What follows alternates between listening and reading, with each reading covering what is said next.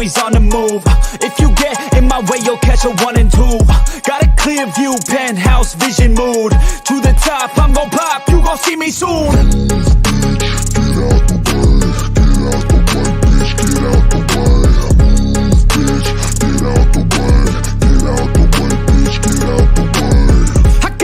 Of winning, living like I'm a millionaire. Got a vision, I'm willing to do anything to get there. Man, I'm driven and building something that people calling rare. Always prepared, I'll teach you when I get there. Taking lessons, it's a blessing. Only happy with progressing. I don't ever second guess it. Know your path, get obsessive. Have a mentor that's aggressive. Teach you things, have objectives. Changing lives from depressive all to something so impressive.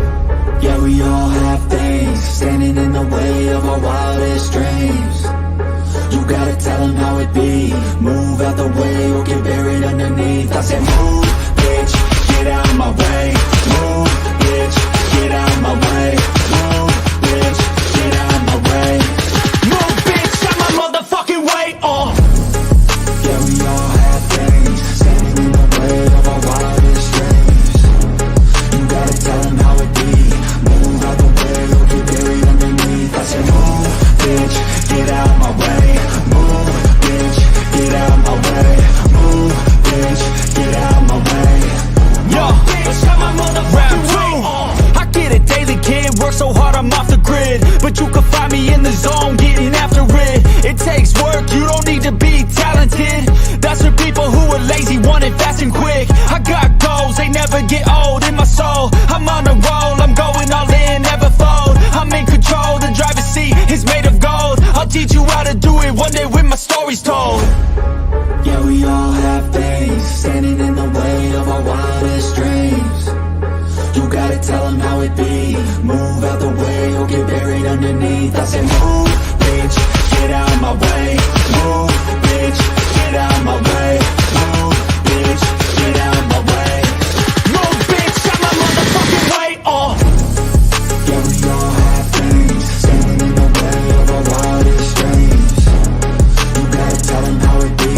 Move out the way or get buried underneath. I said move, bitch, get out my way. Move, bitch, get out my way.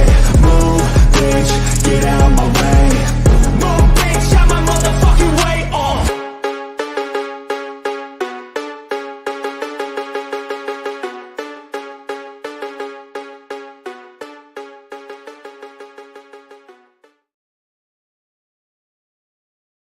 This video contains gratuitous use of profanity and uncomfortable pauses to compensate for lack of professionalism and original thought. Viewer discretion advised. Rat-a-tat-tat, what is good, and welcome back to another episode of the East Meets West. And I am your host, AK Eagles, my boy Next Shift Randy, and the newest member of the East Meets West, my boy and one of my close brothers, Further AM. Appreciate you guys for coming on. Foothills was not able to make it tonight. Unfortunately, he had to work. And, the other half, Sports Rap, he is in our prayers right now. He sent out a text a little bit ago to me saying he couldn't make it tonight because he had bad chest pains and his right side was numb. So prayers out to Philly Sports Rap. I hope you get better, man. Hope everything's okay. And see you soon. Get well, man. But yeah, so how are you guys doing? It's Wednesday. We only got 3 more days until football for us. So, it is definitely getting closer each and every hour. My nerves are getting shot. It's getting a little bit hard to sleep. And I think it's not because I have a fear of losing at all in this game. It's just like I want it to be like right now. Like I feel like it's Christmas is coming. Like I love the playoffs, and especially I know it's going to be the Giants in this divisional bye week. And so far, our team's getting a lot of rest today, like they showed on the report. I think the only thing we have to worry about is Brandon Graham's a little sick right now, but I think he'll be well by the time game starts. So. Prayers out to Brandon Graham as well. He's sick. The rest of it. Yeah. How about you, Randy? Yeah, man. Super stoked. Super excited. keep coming across a lot of Giant creators pages, and they're saying it's going to be a close game. I think so as well. So I'm just getting more antsy and more excited every day that passes. And like you said, it's Wednesday, and we're almost there, boys. Hump day. Yay! Don't ask. Inside joke. Anyway, no, man, listen. Okay, you're intriguing my earlobes here. Okay, did I hear you say close? Yeah. Yes, I'm hearing a lot of them winning 28-21, 26-24, a lot of 30-27. So a lot of close games. Man, the meth is really good in New York right now, isn't it? Holy shit! Are you serious? Yes. That's a joke, right? Wait, what is it? Is it in Celsius, right? What? What? Never mind. I'm talking to someone else. Oh, that was weird. Okay. I needed to mute the thing. I was like, is what in Celsius, dog? Anyway, nah, man. I'm sorry, I'm back.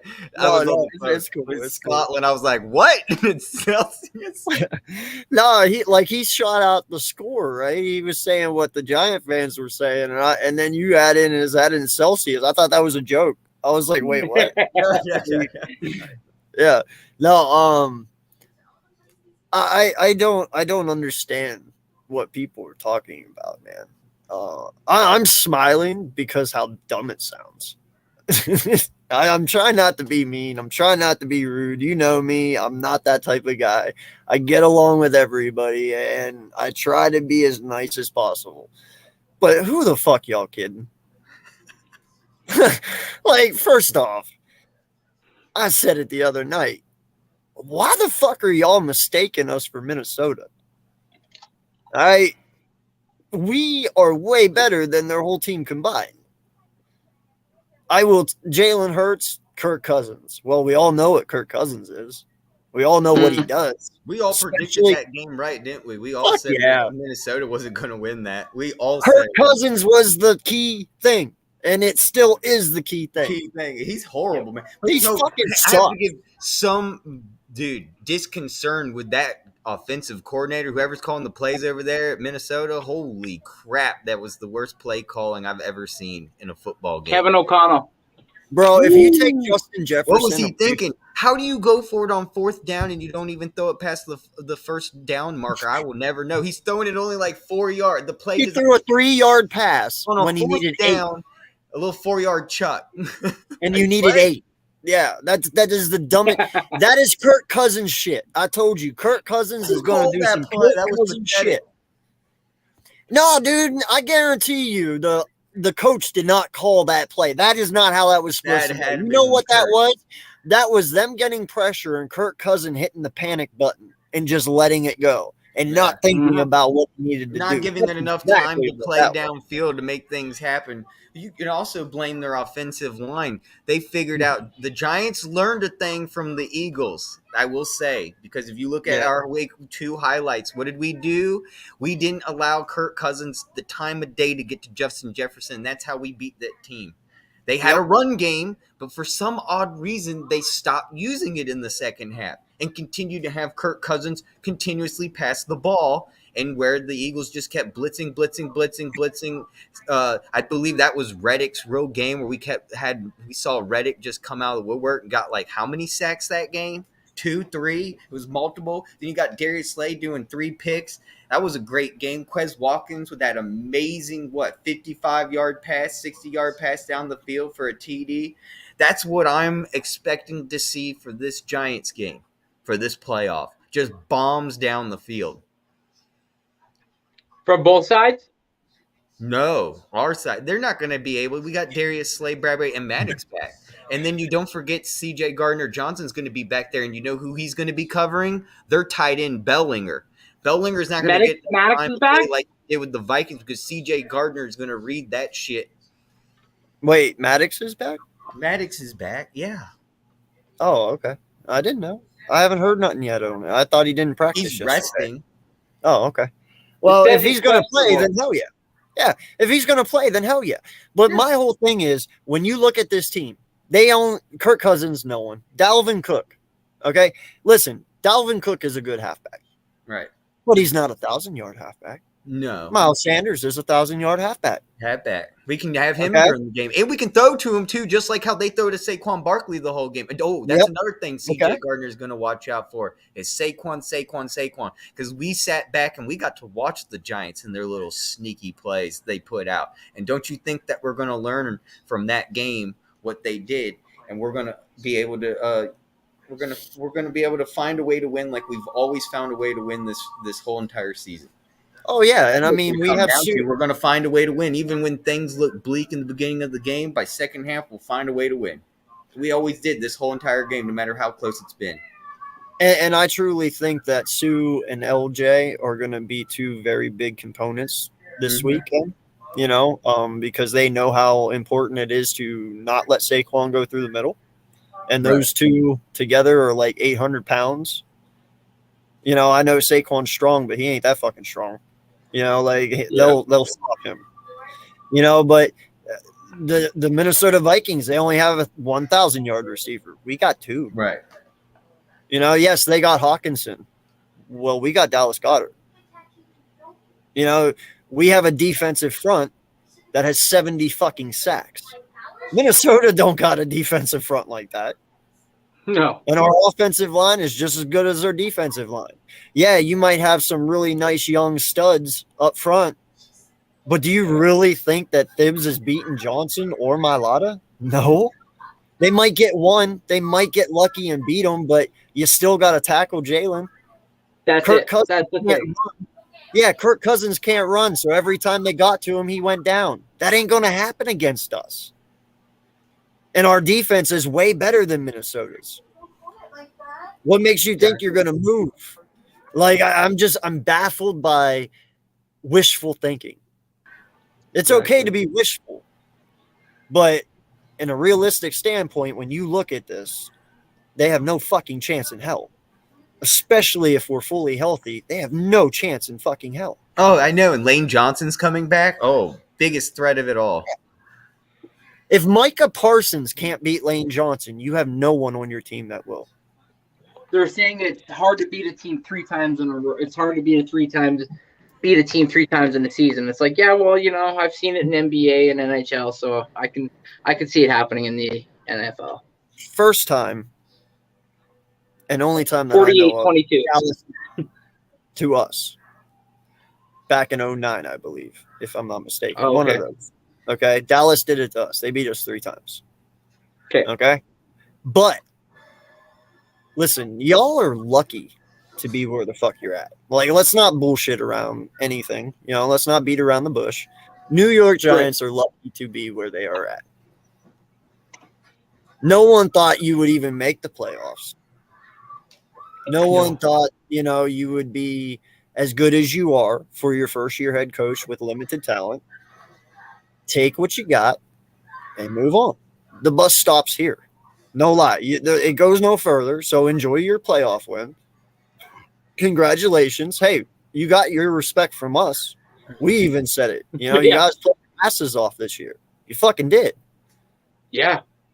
But you're not going any further.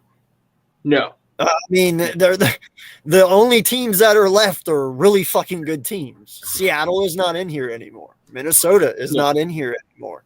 Minnesota is probably the worst 12-4 team I've ever seen. 5 of their wins just squeaked by. Just squeaked by. They had 11 one-score wins. Like, right? That was all luck. All luck. Yes. So like that one, no, I'm sorry. Yeah, no, you're right. Yeah. There was just so many plays you could point out and be like, that wouldn't have happened. And if that happened, no, yeah, you're right. Yeah. They were like, they had the worst defense for run against. Like, they were frauds. Yeah. And I'm telling you, man, the bad teams are all gone. Now everyone that you play is always going to be better than you. Oh, I don't care if it's the 49ers. I don't care if it's Dallas. I don't care if it's us or anyone in the AFC. Even Jacksonville is better than y'all. Sorry, but they are right now. Okay? I'm just saying everyone that is left is better than you. You guys got heart, but heart can only take you so far. Yeah, You will eventually see in this talent's game. gonna show up. Yes, you will see in this game there will become a point where talent over exceeds heart. I'm telling you right now, dude, 32-17. Eagles. That's what I had. That was my prediction. Exact. Yeah. And I got called an idiot. But, all right. We whooped y'all week 1, 48-22, and then of course you used your backups, and then we didn't, but you guys played us well, of course. But it wasn't like we were trying really hard because we didn't want to re-injure Jalen. We were just trying to win the game, as easy as it was. Bro, We were just trying to win the game. We played the most vanilla offense we have, and that is our preseason offense on week 18. Like Yeah, no it one was was like doing, you're right. Vanilla. Yeah. No one was doing anything. We didn't have to Nope. try that hard to beat y'all, and we knew that. And we weren't going to risk our starting quarterback's health just to whoop y'all's ass. So to speak. Exactly. So Yeah. don't get all high and mighty. Like everybody knows Jalen Hurts would have ran all over you sons of bitches if he was 100%. And there was nothing that you were going to do about it. Nope. But Fact. now you are facing 100% Jalen Hurts. And even when he wasn't 100%, he's still both games 32 points. And really, most of the interceptions he had this year weren't his fault. They were tipped balls that flew up in the air and unfortunately fell into the wrong hands. It's not There like was he a had a couple lot he either. threw. There was a couple he threw, but you know what? Like I said, the two in the Chicago game, listen, I am 100% okay with the picks. You want to know why? Because he came out and he literally told the truth. My hands were fucking froze, dog. That is what he Dude, said. that game was it gets chilly in Chicago, man. Like, no lie. This is his excuse. He's like, listen, he's like, I always come out in pregame warm-up with the whole team. He's like, that's my thing that I do. He's like, but I didn't realize today how fucking cold it was.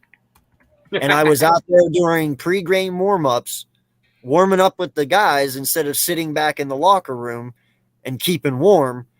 He was like, I was out there warming up. And even Slay said at one time, he was like, oh, hell no. He's like, I didn't do pregame warm-up. He's like, I sat my ass in the locker room till the game started. But that's veteranship. You know, he knew. He's played in Chicago before. You know what I mean? Jalen, he's a team player. He's there to motivate his team to do the thing that he does the most. And he was out there doing his thing. And he even said, he's like, yeah, I probably should have spent the last 30 minutes back in the locker room. He's like, my hands were ice cold. He's like, I couldn't feel them. They were numb. When my quarterback says that, I can understand that because I've been cold like that before. You know what I mean? So I can't even imagine throwing a football being that cold. But once he warmed up, shit. You know, so I'm not worried about it because he admits his flaws. He admits his mistakes and he takes them on the chin and he moves on. And I love it. Where's your take on the narrative that with Jalen and the way that he plays the game, just almost if not similar to Lamar Jackson, that we might be looking at a potential, if not similar, injury that we're dealing with Lamar Jackson? What do you take? Lamar Jackson's injury is his knee. Yeah, didn't. and with his running ability and the fact that Jalen's always running as well. Why the fuck would I worry about something that hasn't happened? I know. I'm just telling you I'm just giving you a conversation. I know what you're saying. I'm just that's my answer back to the people who asked that question. Why would I worry about something that hasn't happened? If we all stress about something that hasn't happened, dude, we'd all look 80. Oh, fuck. You know what I'm saying? Like, I'm not going to That's stress true. about Jalen Hurts hurting his knee when he hasn't hurt his fucking knee. Why do that? Sure. It's pointless. No, I know, but they're just saying like oh, look at the comparables. Look at the more that he runs, there's going to be there's going to be more of an opportunity for him to get that similar, if not identical, injury. Which is like, I understand and I can see it, but I almost feel like Jalen understands his body more, and who gives up more than I think Jalen when it comes to running quarterbacks. Jalen was the first one to slide. He's always like, and sometimes I gotta get on camera for. Sometimes he even slides, but I'm like, no, you could have got like 4 more yards, bro. But he's like, no, I'm not willing to take that opportunity. I'm not Right. taking that chance. So it's like, that's my counterpoint. That's why I wanted to come on, because it's like, you're all saying like he's like Lamar Jackson, but no, Lamar Jackson will fight for those extra, where Hurts is like, I'm gonna wait till the next play because I know I can get this. I know I can do it. Oh yeah, no, he'll run out of bounds at the 3-yard line because he knows Yeah. the next play he'll score. Like, there's Yeah, no exactly. reason to Yeah. put his body at risk when he knows he has one more play. Like, I Exactly. totally understand that. But here's also the difference as well. Jalen is a fucking monster. He's bigger. Lamar's a pixie stick compared to Hurts. I mean, Hurts is built a lot better, Yeah. better. We He's haven't thicker. seen any Lamar Yeah. bench pressing 700-pound videos yet. By the where we've way- seen with our- I gotta ask you guys this: did y'all see the interview with him, Vic, and McNabb? yes, with the quarterback. With RG3? Yes, Yes. Okay. I was really amazed. Bro, did McNabb shrink? Dude, Jalen is bigger than McNabb. And everybody's saying he's a small dude. Did you not see that? In that interview, when you put Michael Vick and McNabb and stood up. Hurts stood next to each other, shoulder to shoulder, Hurts is bigger than both of them, yeah. It was like, whoa, what the hell? right? Like, I thought, isn't McNabb 6'4" or something like that? That's what I was thinking. So either McNabb shrank or something's up. Something ain't Yeah. matching up because Hurts is bigger than both of them. And isn't Michael Vick 6'4"? I thought Vic's like 6'2" or 6'1". Yeah, I thought Jalen was 5'11" or 6 foot. Isn't he? I thought Jalen was 6 foot. I thought for sure. Well, then how the fuck is he bigger? And dude, not Exactly. just bigger height-wise, he's bigger body-wise. Like, Jalen is wider. Now, granted, I get it. These guys have been out of football for a while, but the heights still don't match up. No. Vic's supposed to Yeah. be 6'2", and McNabb was supposed to be like 6'4". ESPN has Jalen at 6'1". Okay, what was McNabb? I will give me a second. Hey, it's 2 furlers. Dude, I always thought Vic was like Hey. 6'3", 6'4". I swear to God, I always thought Vic that. is short. Is he really? McNabb is 6'2". McNabb was taller than Vic, yeah. Oh my God! What? I've always thought that McNabb was like 6'4". Wow, my mind's going bad. No, it doesn't matter though, dude. Hurts is And bigger Vic than is 6 foot. yeah. So but still, Hurts was bigger than both of them, dog. Yeah. Oh, yeah. I was like, damn, okay, I didn't realize that. I don't know. Maybe it's just me, but No, I seen it too. I seen it. I was like, I didn't really catch it like you, but I remember it. I was like, why is McNabb on the end? But it's like he's smaller. It almost seemed like he was like, what's like? I thought McNabb was that big motherfucker that sat in the pocket and just threw cannons. It's like, right? Oh. Yeah, and that's what I'm saying, dude. Like you gotta realize that. I feel like the TV made him bigger or something. It's Right. like- That's why I was totally shocked when I saw he was bigger than both of them because, dude, I took Vic to be like a 6'4" player. Maybe it's Yeah, how no, he he's played. 6 foot. I thought he was bigger, you know? Yeah. And I always took McNabb to be taller than 6 foot. Like, that's crazy. You Yeah, know? so he's like right in the middle. Yeah, but we didn't worry about those guys. No. And after seeing Hurts next to them, I'm not worried about Jalen Hurts. You know what I'm saying? Like, Vic, Yeah. his legs, he had hamstring injuries, you know, where he pulled his hammies, but he never tore his legs up. Right. Cam Newton didn't have a leg injury, I don't think, right? No. No, I'm pretty sure he hasn't had a leg injury. No. If he did, it was towards the end of his career. But Oh, Yeah. LaMelo just had a bad injury. so that's Damn. what I'm saying, dude. Like, just because they run does not mean they're guaranteed to be hurt all the time. Exactly. That's kind But, of the like- long point I was getting to. Yeah. Because they're like, like, look at the comparables, look at Kyler Murray, but it's like Kyler Murray is completely different even compared to Lamar Jackson. So it's like, you can't compare those two even. So it's like, Kyler stop it. Murray's a fucking hobbit. He's a mouse. Ooh. Alfonso.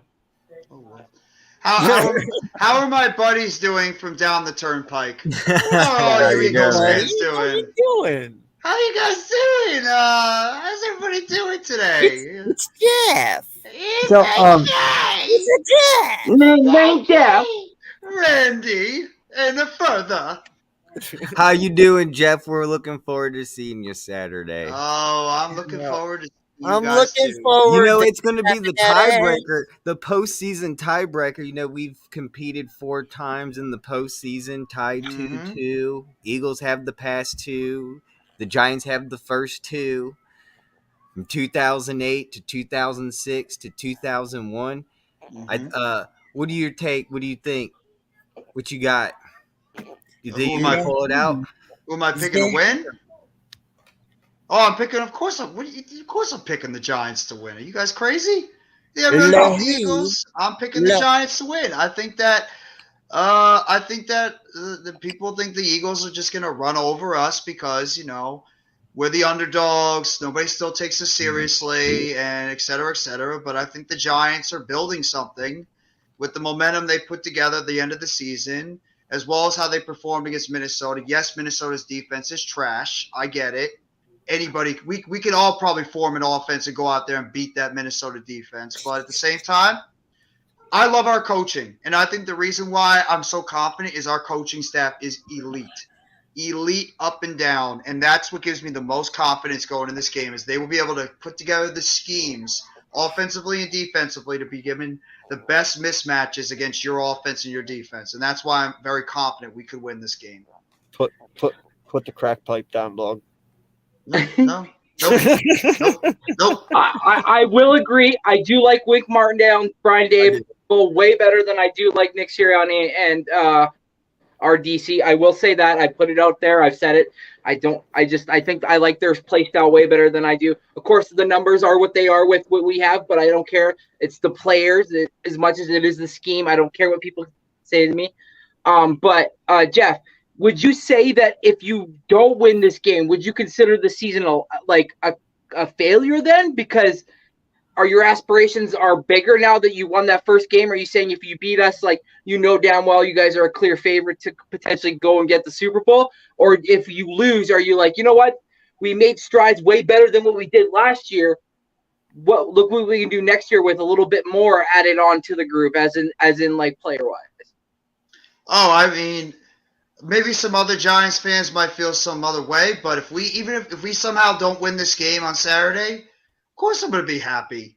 I mean, did anybody really expect the New York Giants to be in the position that they're in right now? Who in their right mind said the New York Giants would be right now 1 game away from the NFC Championship? Who? Did anybody out there pick that? I sure as hell didn't. I know did. Giants fans. I We did. all did. Hello. Where have you been? Hello, NY? you down there. I picked you to win. Well, you were one of the few. I said I we win. picked you. I said we win 8 or 9 games. I did not think we'd be in the position we are. I did not think we'd make Dude, the I playoffs. say the was being Giants honest. every single no, year, but the honestly, only I fault with your team is injuries, man. Finally had a season where the injuries weren't affecting your first stringers as much as it has been in the past few years. Yeah. Especially But- with Daniel Jones. In all honesty, homie, I didn't have you guys going to the playoffs. I'm talking about the Minnesota game I had you winning. That game I picked us to win too. Yeah, Absolutely. I listen. What did I tell you before the season started? Y'all are gonna have a good year. I had you at 8 or 9 wins. Remember? That's where I had it too. Yeah. Okay. Well, that's what fucking happened. Yes, it did. And I'm telling you, I didn't know 8 or 9 wins would actually get you into the playoffs. So, to be honest, I thought you wouldn't make it, but everyone else just really fucking sucked. Like, if we're being honest, you know what I mean? y'all have done an amazing job this year. I will never take that credit away from y'all. Your coaches Yeah. are amazing. Your players have came, they've shown up, they've shown out, and y'all have had a terrific season. And I will never, ever, ever tell you didn't. I won't lie to you. And I'm going to be honest with you. I had you beating Minnesota. There's no ifs, ands, or buts because So did everybody out there. Everybody Kirk Cousins sucks ass, and we all know that. So Yeah. we knew you could win. But the buck stops. What's up, there. Pornhub? Pornhub. Pornhub. But I love the confidence, bro. But see, that's what pisses me off about Minnesota because they gave y'all false hope, and I'm upset with them for that. Y'all had a great season, but after Saturday, bro, it's na. Okay. Hey, good. Then go out there and beat us. That's all I'm gonna say. Go out I there. ain't going out and doing shit. I'm talking about your team. Go out there and beat us. Dude, Go out there and put Jeff, us you to should really rest. go to a tailgate, man, at Philadelphia. You really would enjoy it, man. I know you would get a little bit of asshole, but tell you that they're not as bad as what you hear. You would be treated with welcoming arms and probably given a Philly cheesesteak and meet some really good Eagles fans along the way. It's not the type of tailgate. It's just the people that run their mouth and try to start stuff. Just Like this guy. don't start, or You you're should. gonna I get don't want bashed. you to be nice. Why are you guys being I'll nice? go with It's you, Giants Jeff. Eagles week. Go ahead, rip I'll go my with team you. to shreds. Listen, ahead. guys, we all know he's our brother. We love him with all our heart, and we do anything for him. But fuck this guy right here. There you go. Right? I said the same thing. We're gonna Hey kick your guys, I ass. gotta get going. I'm gonna We're say, gonna fuck you in the AK, ass. thank you for bringing Not like me on that board. though, But I fucker. gotta It's get like Zach Galifianakis there. All right, further appreciate you, sir. Thank you, man. It was No like Zach problem, Galifianakis on that one. No. No, fuck I'm you in the tell- ass. I'm telling you, man, right now, How like dare you? She's a nice lady. she's a nice lady. Language She's is got a good offensive. pasta and she makes really good meatballs. Hey, Your Good language night. is offensive. Mom, the meatloaf. Fuck. Mom's always got the meatloaf. At No, one but I mean- point, I even heard him. I saw he had rape in his eyes. Get rapey eyes.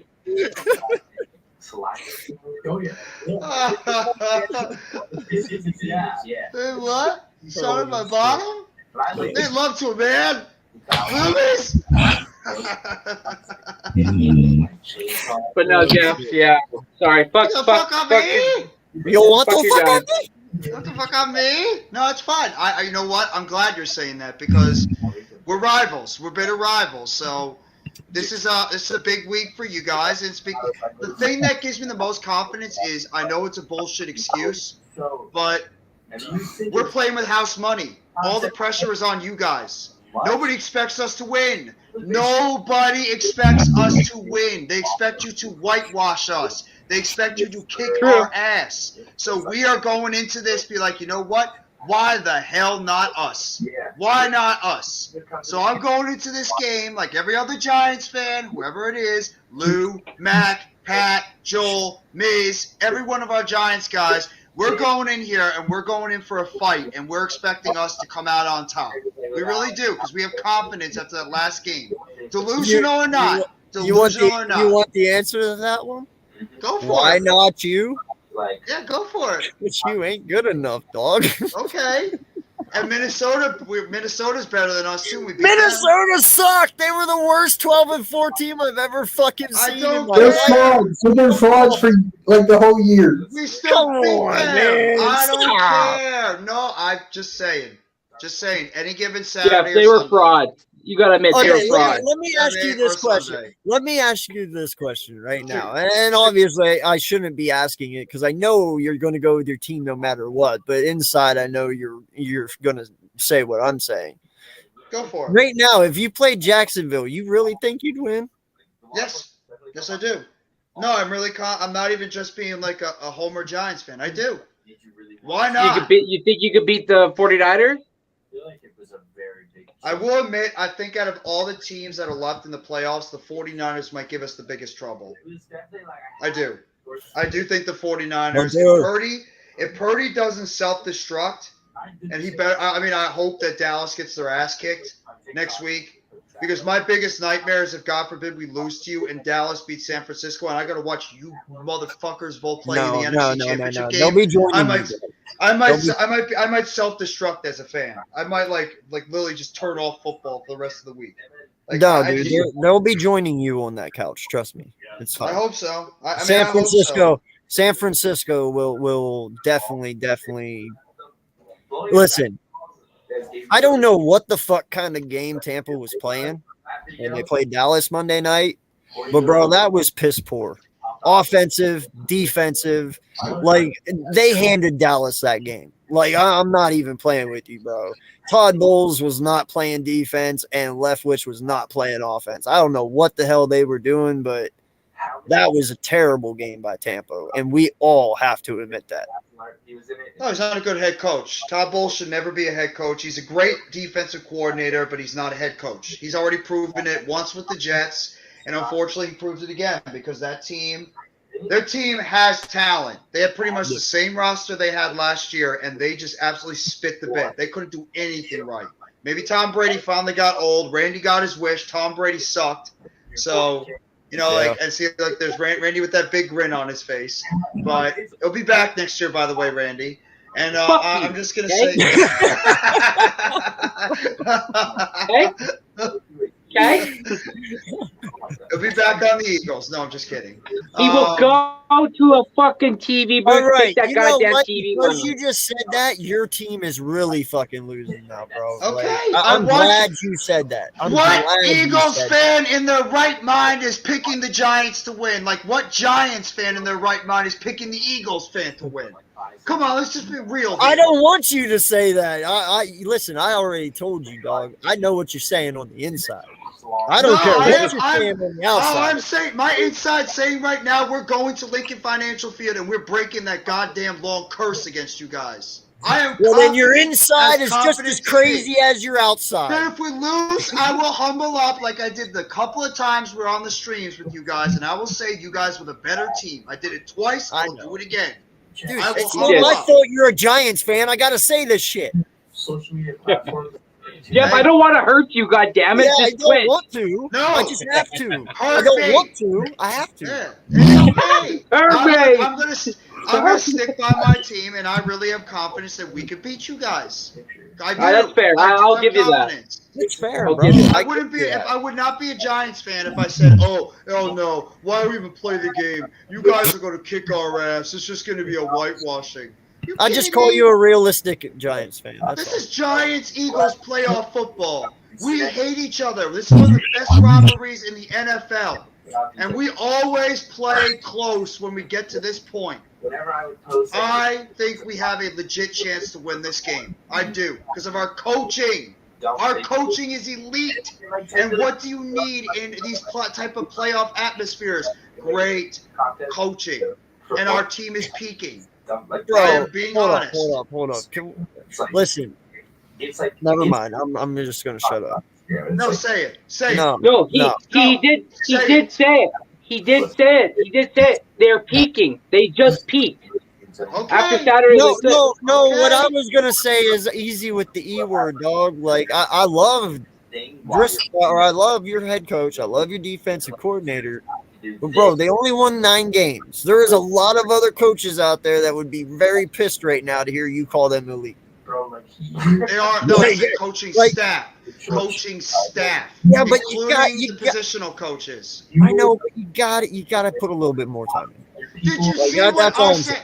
Did you see what our wide receiver coach has done with guys that did not even deserve to be in the league?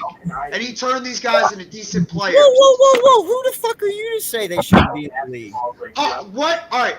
What team right now would have Isaiah Hodgins, who was on the practice squad of the Bills in the middle of the season, Richie James, who was the 4th slot receiver on this team, and Darius Slayton, who was benched at the beginning of the season as your top 3 wide receivers, and they're going out there and they're balling right now for the Giants. Bro, be real. no, When we had Carson Wentz. I'm not And I'll saying give that. you credit too. I'm not saying that though, Jeff. What I'm trying to tell you is just because they weren't drafted or they were on someone's practice squad doesn't mean the kids can't play. Only 1% of the world's population is drafted in the NFL. Okay. Secondly, you know, Adam Thielen was an undrafted free agent. There is very talented guys who are not drafted. You don't have to be drafted, bro. I know. And just because they weren't drafted doesn't mean they suck. They're just not as good as everyone else, but they're still talented. Like, let's easy with the smashing of. They're just Well, you know. listen to our fan base because they pretty much smashed our wide receiver core the entire season. Well, then they're fucking idiots because that receiving core got you to the playoffs. I think it's mostly because of our coaching staff and the fact that you guys can trash him all you want, but Daniel Jones is becoming a very good quarterback. I'm not Plain and trashing simple. him. I'm not Plain and trashing simple. Daniel. I said he played one hell of a game against Minnesota, and he did. You know what, William? I can't say nothing. Galbraith? Keep thinking that way. That's fine. Because if the Giants go out there and they make it competitive and they end up beating you guys, We've seen what are you going to say? from What are you gonna I say? can tell you right now, I'm 100%. If it happens, because it's possible it can happen. I'm Let's just be 100% real. with him, bro. Okay, if we lose, it is totally because of JG. It is totally because he just totally fucking sucked and outplayed himself. There's no reason JG should lose this game, and we've been saying it all week long. The only thing that we fear the rest of this season is our coaches, because our coaches have been probably the ones that, out of the whole team of players and all the staff and everything, our coaches has probably been the most up and down. Our players don't go up and down. They do what they're supposed to do. And in fact, sometimes we are so good of a team that our players correct their mistakes. I've seen it. Okay? And that's what I'm I saying. said it So in the last JG stream. can totally blow this game for us. It just all depends. I said in the last stream, Jeff. X factors are for the Eagles, Jonathan Gannon on our OC, or Hurts. That's it. Like that. Those are the X factors for What the about Eagles. Steichen? What about Steichen on offense? That's what I meant. Our OC, our offensive coordinator. But you also have to realize, coach is coach. You could put out the crappiest sequence. You could say the crappiest plays or anything. Your players are on the field. They got to execute those plays too. That's Yeah, why when but I just get 'cause on the they coaches, I crap We on the have players them. when they don't execute the plays. Okay, We let me We tell definitely you have the this. players to execute. Yes, this is where we differ. My players execute these plays. All right, I look at football as a game of chess. Your people playing this game are the coaches. Your players are the chess pieces. You're only playing and doing what the coaches tell them to do. In the end, it's one coach against the other coach, and which one's better is who wins. Okay, you can execute every single play perfectly, but if it is not the right play to play against the defense that the defensive coordinator is playing, it's going to be a bad play. You can only run certain plays against cover 3. You can only run certain plays against cover 2. You can only run certain plays against cover 1. Certain plays work in certain defensive schemes. If you call the wrong play while they're playing a different defensive scheme and you don't pick up on that quick enough, that play ends up being a very bad play and possibly a turnover. So even though you execute the play right, if they're in the right defense at the right time, that completely changes everything. If that makes any sense at all. And now you wonder why I'm so confident, because I believe my coaching staff is a lot better than yours. All Well, around. they're I not do though, believe my because my coaching staff- coaches only lost 3 games, bro. So no, Because they're you're not. elite. Because you just said it before. Your talent is elite. Your coaching staff doesn't need to do much when you have talent all over the place like you do. We don't. Remember, we They don't still have have to talent. coach the We're not games, that dog. good. And the players have to go out there and execute. Yes, but they still have to coach and call And the the players game. have to make the plays on the field. Randy, this is Exactly. That's the point. You can coach them all you want. The players can execute the plays. What's the point? Because that's my point. You're making my point. My point is obviously my coaches are calling the right plays because we only lost 3 games. We would have lost more than 3 games if they were calling the wrong plays. So even though we have issues with them because of the way that they call games, as in soft coverage, not blitzing, or not running enough, that's just us being picky. As fans, that's us wanting something that we want to see. But in the end, these coaches aren't calling a bad game. JG is first in every defensive category for a fucking reason, because he's a good fucking coach. And his players. Why do I hear your coaches all the time? Why are your fans all the time bashing this dude, thinking he sucks? Because like we just mentioned, we expect more from our defense and expect more from our team, but our coach has a certain style that he likes to play, and that style is not really predicated to what we want to see. But not just that. Okay. We also bash him because there is a difference what you see and what stats say. And it's kind of off of what Randy is speaking about. What we see on the field is no press coverage. We see him laying off and playing off coverage and giving these guys slants. And to us, it doesn't work all the time. And that's sometimes why we give up big plays. That's why we gave up a 3rd and 30 to Dallas, okay? Where all he had to do was just put some pressure on, and maybe that 3rd and 30 doesn't happen, okay? But what you see and what stats say are 2 totally different things. We see weaknesses because we're watching the game, and they might look bad, but statistically, they're not as bad as what we think because he's first in every fucking category. In the end, ultimately, it's us just being picky. That's why we bitch. You know what I mean? I hear where you're coming from. I just believe that it's the combination of the coaching and the players. It's got to be the both of them together. And I understand. But you guys also have elite talent that have to go out there and execute the plays that are called by the head coach or the coordinators. I understand where you're coming from. I do. Well, your talent has to do that too. I know, and I've said that before. I have made the point multiple times about the Giants and why I get frustrated more with the talent than I do the coaching. I've gotten frustrated with my coaching too. Trust me, I've gotten frustrated that Kapka becomes too predictable sometimes, and I think Wink Martindale sometimes blitzes too much. Now, at the same time, if they call the right play, for instance, the play with Daniel Jones and Saquon Barkley, when Barkley had a wide open pass and Daniel Jones threw him a little bit wide, and Jones and Barkley dropped it. That was a perfectly executed coaching job, but the players didn't execute the play in front of them. That's where I'm coming from with these certain types of schemes, offensively and defensively. You could call a great play, but if the players out there can't execute the play correctly, what the hell's the point? That's why I'm saying it's a mix of both. That's why I'm saying it's a mix of both. Great coaching and as well as the players needing to execute those plays given to them by the coaches. Yeah, see, we don't have too many of those. I can think back to a couple games whenever, we had that one game our offensive line started out real shitty. We had penalty after penalty after penalty, but they cleaned it up. They figured it out, and they won the game. But we don't have many games like that, dude. In fact, our players are. Yeah, but we have dumb games like that, and it's very few. We might have one week 2, and then it will be week 8 till we have another one. It's iffy with us. But we don't mess up, dude. We only lost the last 3 games or last 2 games before week 18 because of Minshew.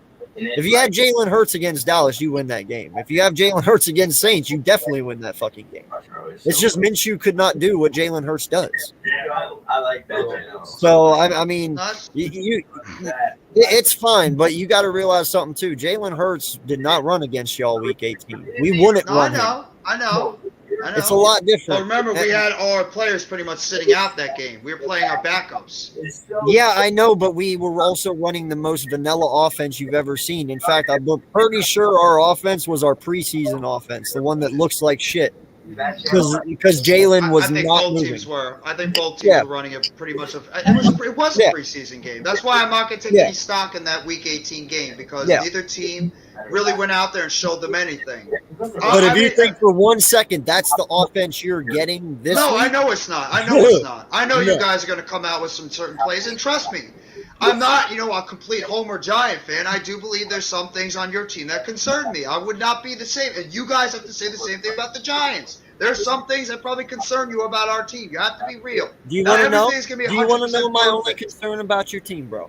Shoot. I said it last night, and I'll say it again. Like, you had like 4 All right. copyrighted. There's only one thing that my team has been really shitty at all year long defensively. Do you know what that is? Stopping the run. That clip No. got copyrighted. And I was like, the only time I got a copyright. Stopping the quarterback from running. How That's many what Daniel quarter Jones does Justin the best. Fields? Justin Fields? Blitz. I said it. Spy the shit out of him, or he's going to kill you on the ground. He had one hell of a day on the ground. Yeah, we won that game, but it could have been a lot worse if he would have spied him. Yeah. You know, even other quarterbacks and DJ, he can scramble. He's got wheels. We all know that. We're not stupid. I want to see JG make sure he doesn't fucking go nowhere. If you stop Daniel Jones from running and Saquon from running, we win this game. That's all they got to do. Just not let you run quarterback or halfback, and this game is over. But you have to stop DJ, and we are terrible at stopping QB runs for some reason. I don't know. He just acts like the QB doesn't exist and doesn't run. Yeah. And I'll be honest, too. What worries me about you guys is the middle of the field with Dallas Goedert. I think that I have confidence in Adoree Jackson. Oh, appreciate that, William. Thank you. I have a confidence that Adoree Jackson can do a good job against either A.J. Brown or Devontae Smith. Fabian Moreau, I got to see it more. I think that you guys will try to go after one of those guys. And I said it on Coach Ed's stream that he did a little earlier. I think Quez Watkins could be a factor for you guys, and if you don't even realize it. I think he could be that third receiver, run up against Darnay Holmes or the rookie Cordell Flott. He's that field stretcher for you guys, much like Darius Slayton is with us. So I think that guy could be a mismatch in the middle of our field because we struggle with our coverage with our linebackers. And I really believe that you guys can expose us in the middle of the field. I can't front. I'm not going to homer it out and say we're just going to do everything perfect. We're not. And honestly, the other thing that worries me is Evan Neal has not looked that great towards the end of the season. He had a better game against Minnesota, but he struggled with his pass protection. And I would not be shocked. Now, I'm going to say it. I will homer on this. I don't expect Andrew Thomas to give up pressures on the left side. He's been great. He's been phenomenal at the left tackle position. But That's his favorite player.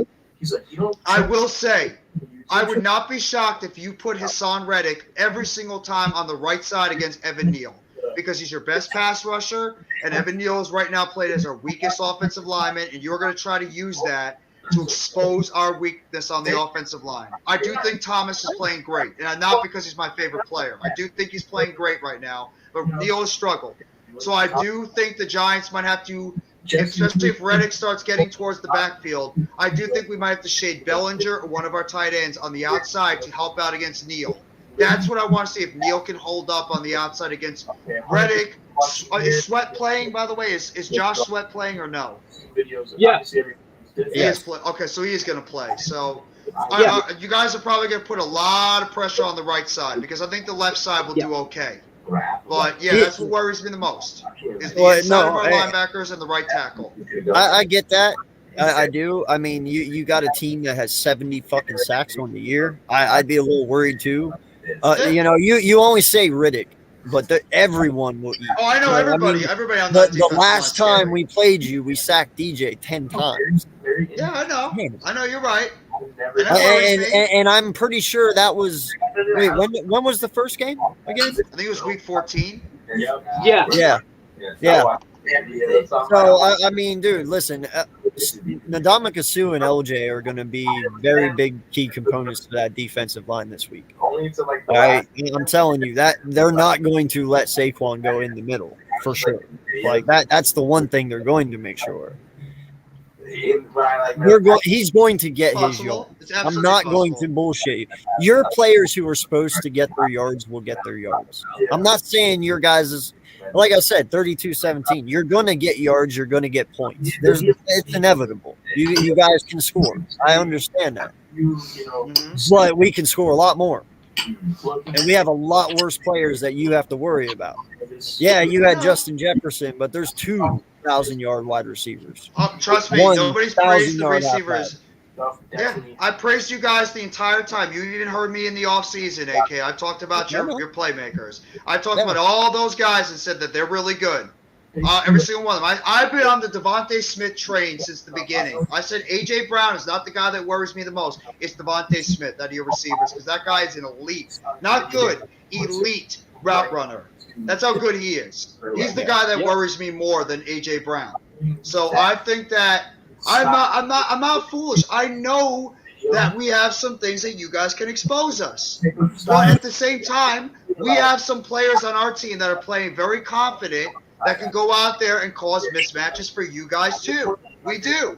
I think like Randy has said, Randy, you even said it. Daniel Bellinger is a guy that could be a problem for you guys in the middle of the field. And Bellinger is becoming a solid dual threat tight end. Not great, but he's solid. He can make some of those big catches over the middle of the field. Richie James, I believe Avonte Maddox is not playing. So if Avonte Maddox is what was that? To get all these employees. What? Oh, I'm watching a YouTube video. I'm watching TV. Oh, Fucking mute your shit. Mitch, your shit then, Mitch. Jesus, you're a rookie? As I was saying before, I think Maddox Avonte is Maddox isn't playing. He is playing. Okay, so now I was going to He's say Richie questionable. James would be a guy.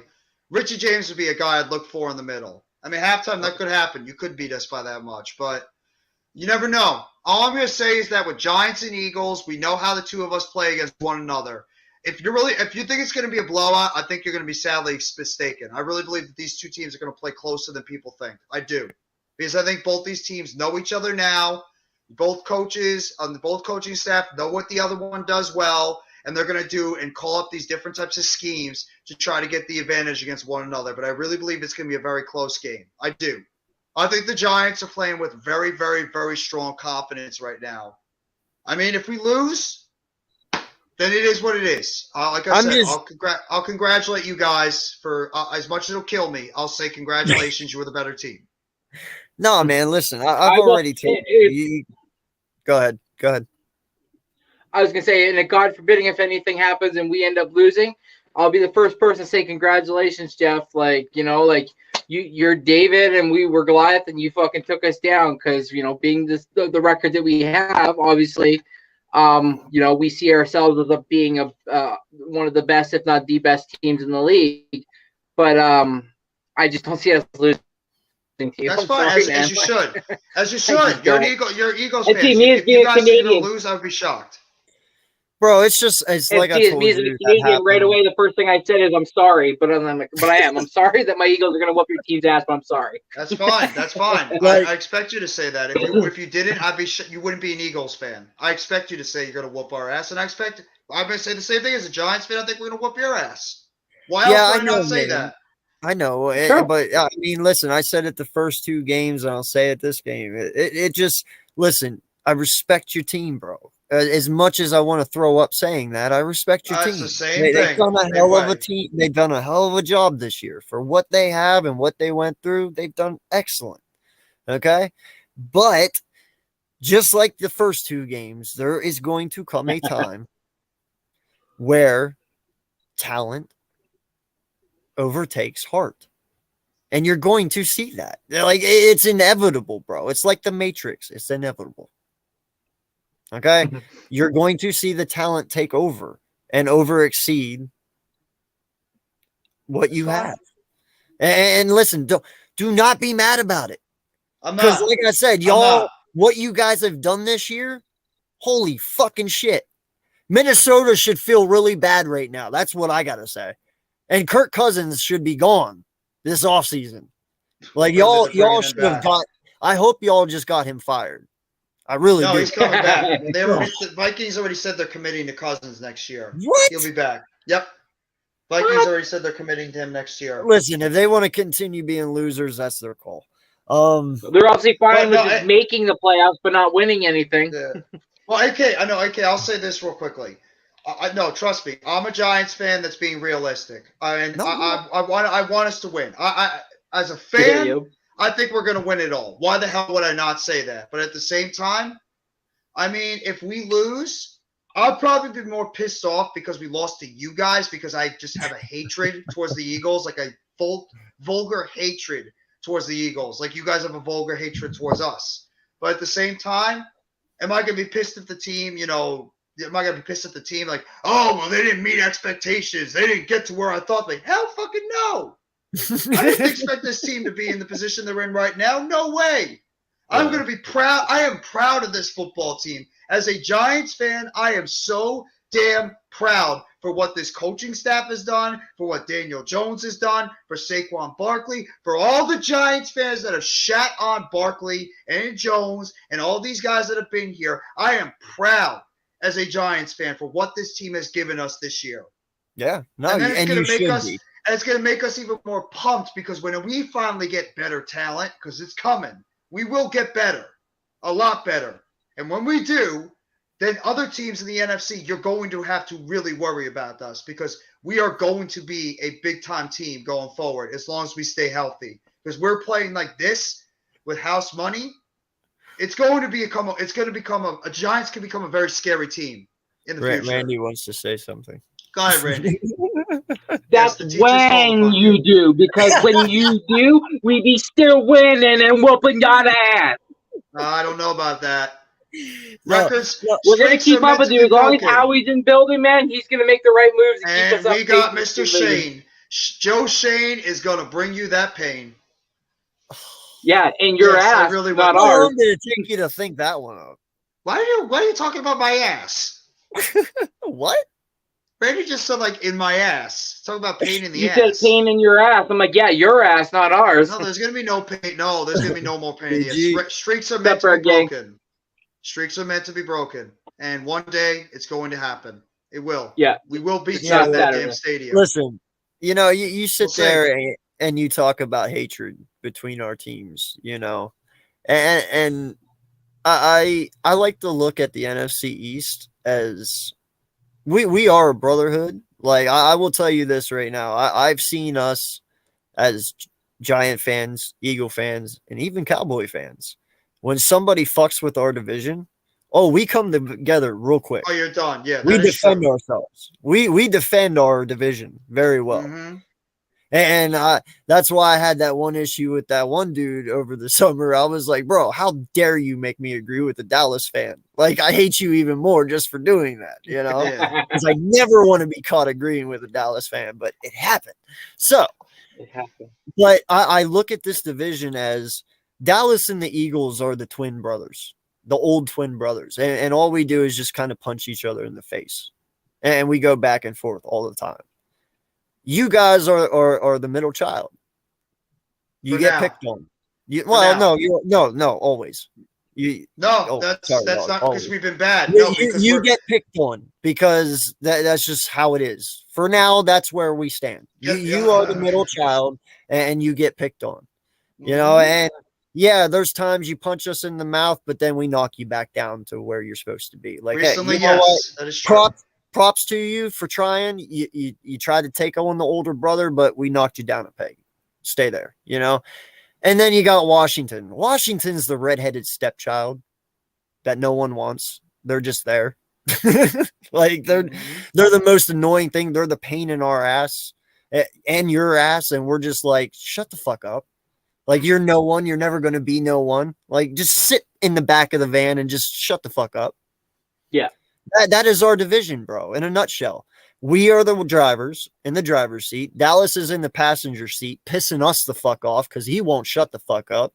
You're in the middle seat just yapping away, and we're both turning around smacking you in the head. And then you got Washington just staring out the fucking window. No one talking to him. That is our division.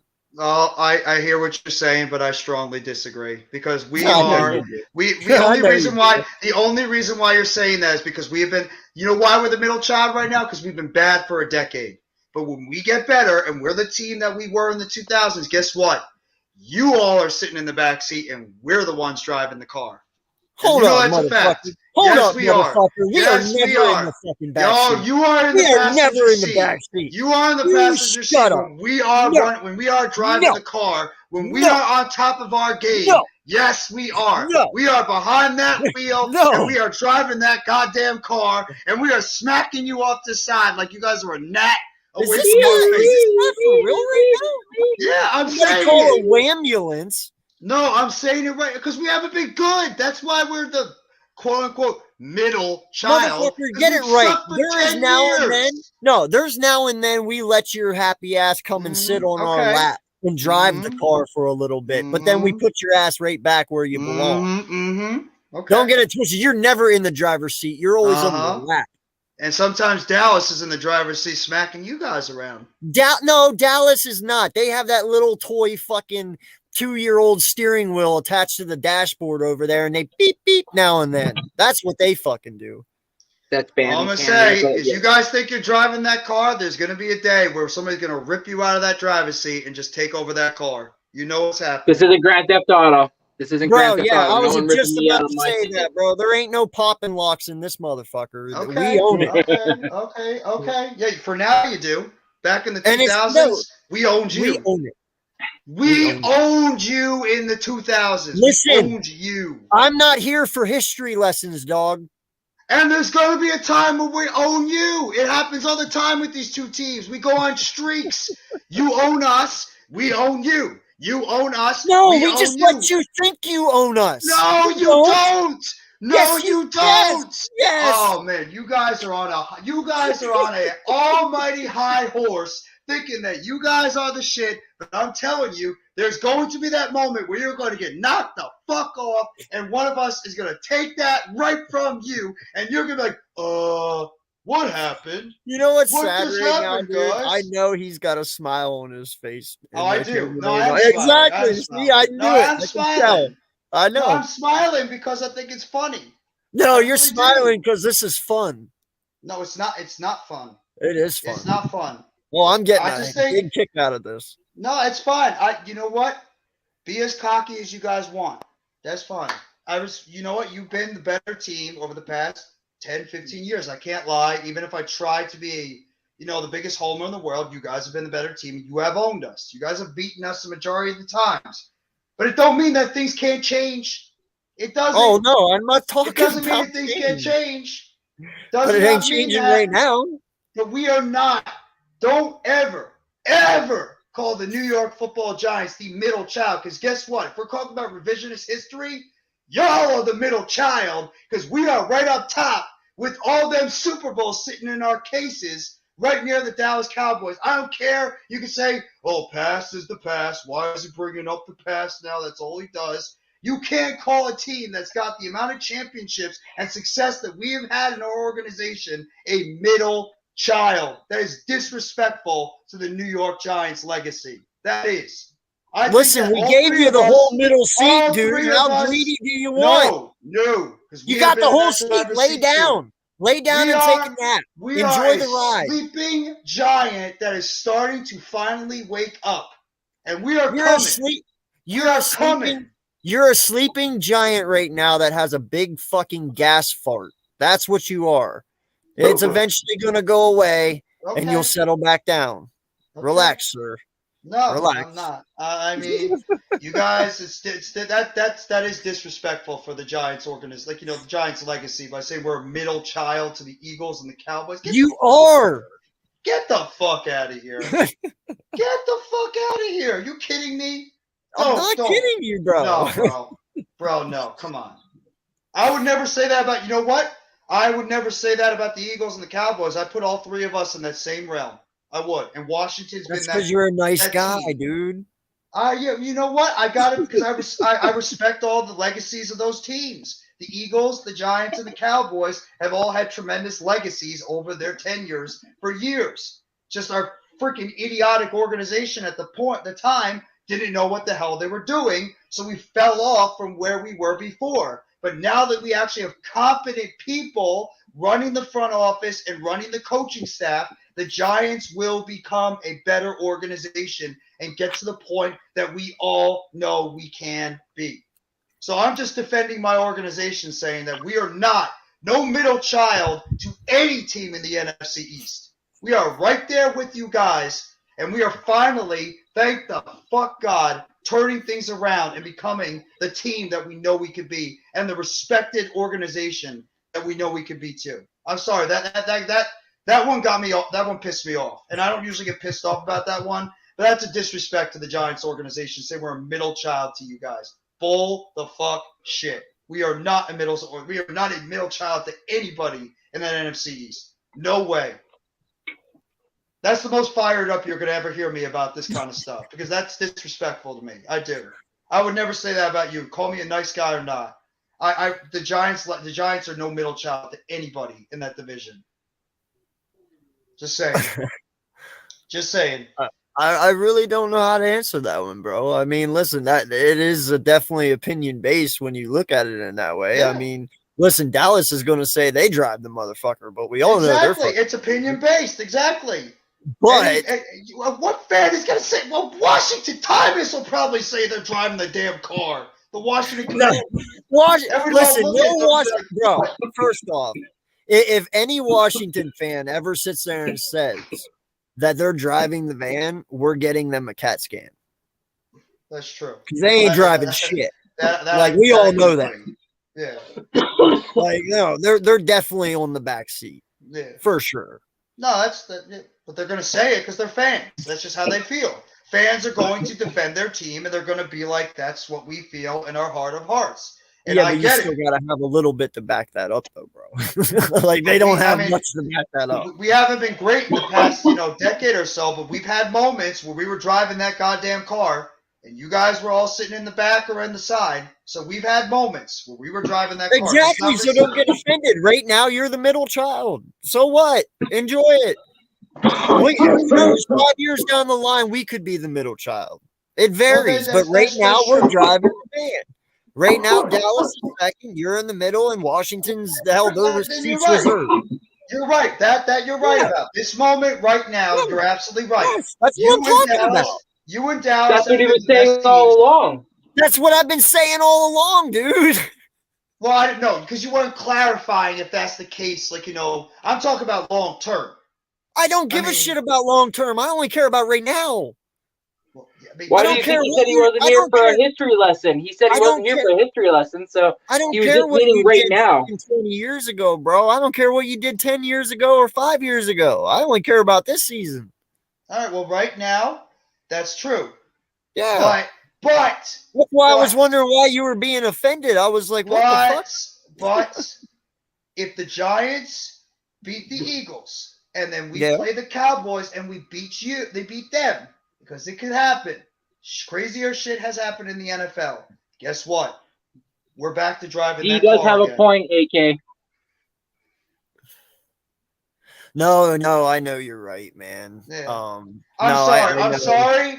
It's just you can't. I'm going by just the legacy because you were bringing up over the timeline of the timeline.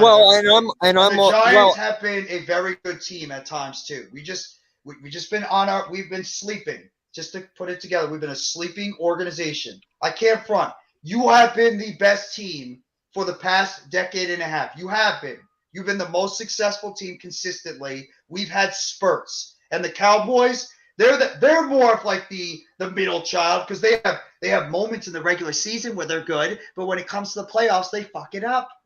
Yeah, but don't they have more NFC East titles than you since 2000? Isn't it about winning? Winning when it counts? It's always about winning, dog. And the Giants and the Eagles have won when it counts recently, and the Cowboys have not. No, I understand that, but I'm speaking on this one. What you were talking about, from the division with the Eagles. I said, doesn't Dallas have more NFC East titles though than you since 2000? I think we only have honestly one. Don't you have 3 or 4? No, we haven't really won the NFC East that much. We've been a wild card when we won the Super Bowls. We didn't. I think we. I thought you won it a couple times in the early 2000s, didn't you? We might have won in one of the 2000s. No, we did win in 2000 when we went to the Super Bowl. Yeah. We were the number 1 seed that one year. And then we won in 2011 when we beat the Cowboys in week 18 for the division. Yeah. 2006, I think that was you guys, I believe. No, wait, was it us? 2008, I think we won the division. Yeah, 2008, we won the division. Yeah. But we lost, obviously, to you guys because, well, We self-destructed. And then 2007, we were wild card.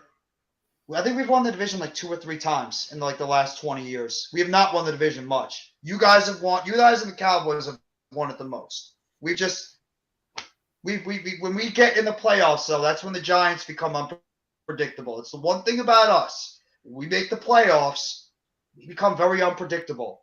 Because you don't know when we might go on one of those runs. It just happens with this organization. I know. Crazy ass runs that takes us. You've won it 5 times. And it might Jeff. happen this year. You don't know. What? 4. You've won it 5 4. times: 1987, 1991, 2001, 2008, 2012. Oh, you're talking Wait, about say that divisions, again? divisional. I think even Super Bowls. Well, No, I'm talking no. NFC Championships. No, I'm talking about NFC East championships. What did you Oh, say? Yeah. NFC East. He's talking about NFC NFC Championships. East Championships. The New York Giants have won 5: 87, 91, 2001, 2008, and 2012. Oh, yeah, we're undefeated in the NFC Championship game. We've never lost. When we get to the NFC Championship game, we win. We've never lost in that game.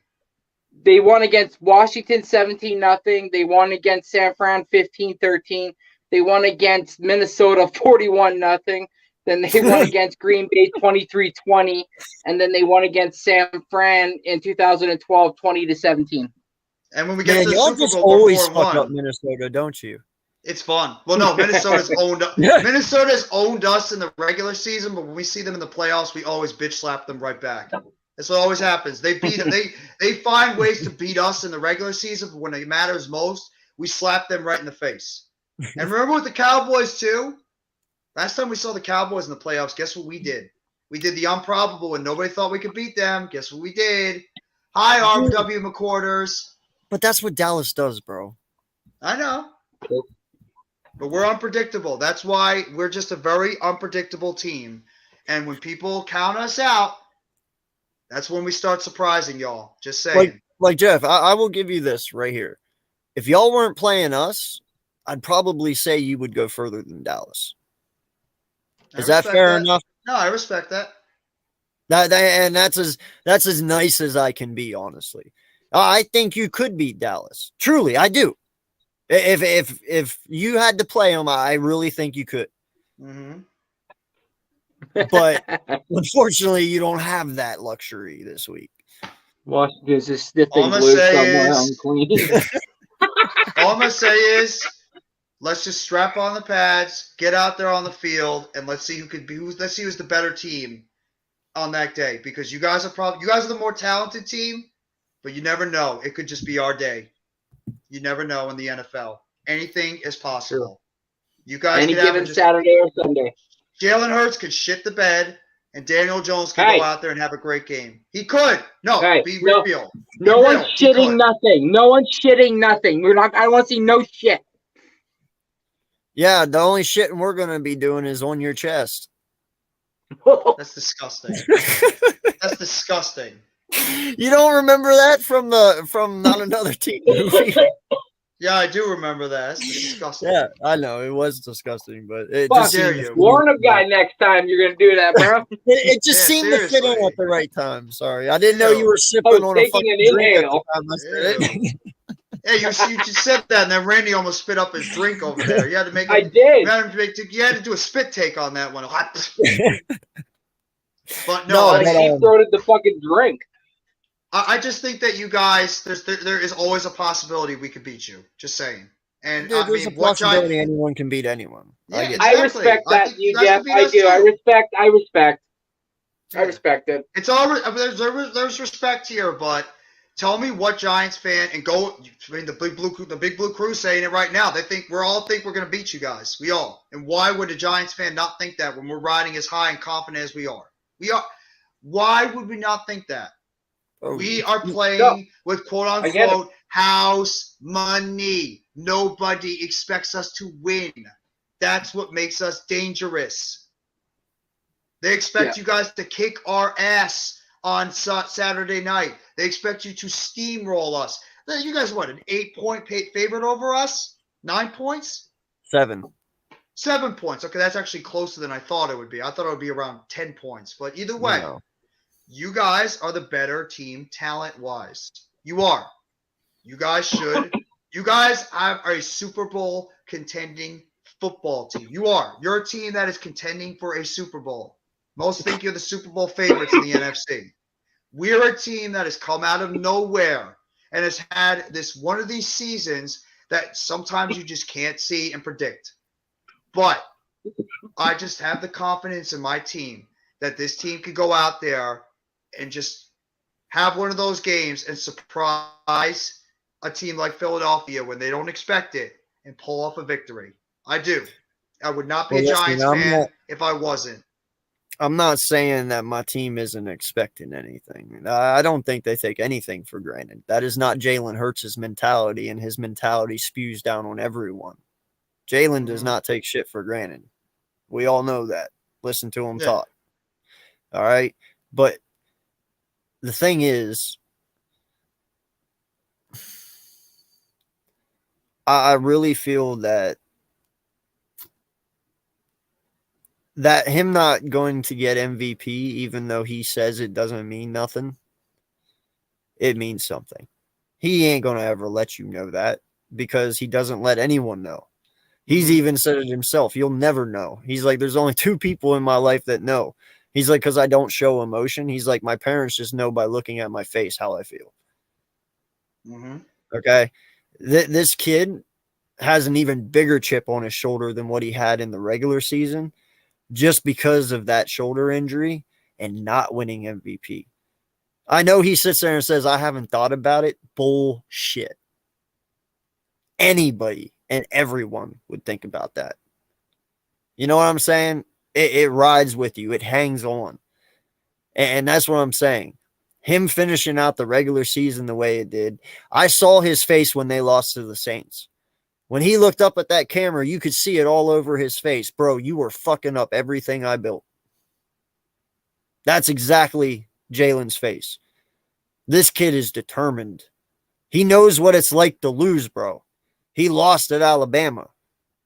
He lost at Oklahoma. He knows how that shit feels. You think he wants to feel that way again? No. And this team is way better than any team he's ever had. Any team. So that's what's going to make him succeed. Is this kid, you think him not winning MVP is where it ends? No, he wants that MVP Super Bowl now. He's like, fine, I'm not going to win MVP because I missed 2 games on a shoulder injury. I'll just go get the next important thing. Yeah. And I'm telling you, bro, no one's going to stand in his way. No one. I respect that. But I could say the same thing about Daniel Jones and Saquon Barkley, who have literally gotten shat on by the media. They've literally been getting brutalized by the media, the fan base. They have the same look on their faces. Because when I saw Saquon Barkley running against that Minnesota Vikings team, he had that look on his face. Like, it doesn't matter what you guys do. You are not stopping me from getting to that goddamn end zone. And Daniel Jones is the same thing. These 2 guys that have gotten beaten up by the media, let's just be real. No player really lately has gotten beaten up more than Daniel Jones. He has gotten destroyed by the media saying he's not that good.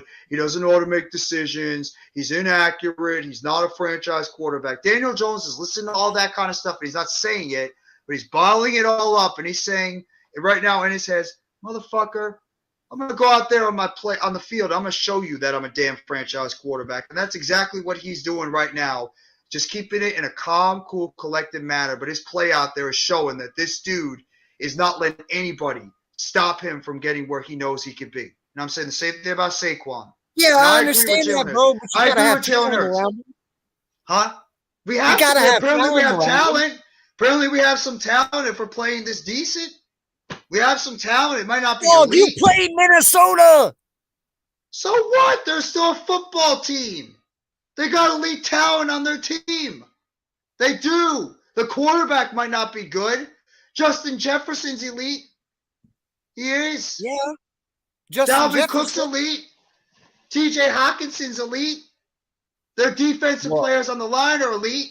Zadarius Smith and Danielle Hunter are very good. And we were able to hold them in check. We were. Dude, that defense is not as good as they used to. No, be. I know the secondary. Like I sucks. told you that they are probably the worst 12-4 team I've ever fucking seen. You're They not only wrong. won 11 games by 1 fucking point, dog. I know, but you can't say we don't have talent. I'm But not you putting saying up you don't these- have talent. All I'm telling you is you don't have enough. Yeah, I know, but the coaching is what's putting this team over the top. The coaching is putting us positions and making this team believe. But the talent only takes you so far. Well, we'll see. We'll have to wait and see. I'm not going to just say that the talent is all of a sudden, going to just come back to form. And maybe it will. But right now, I want to see it happen. I want to see the talent become the factor, the reason why we lose this game. If you guys beat us because of straight up talent, then I will say, you know what? The coaching has been fantastic, but at the same time, the talent just wasn't where it needed to be, and that was the ultimate reason why we lost.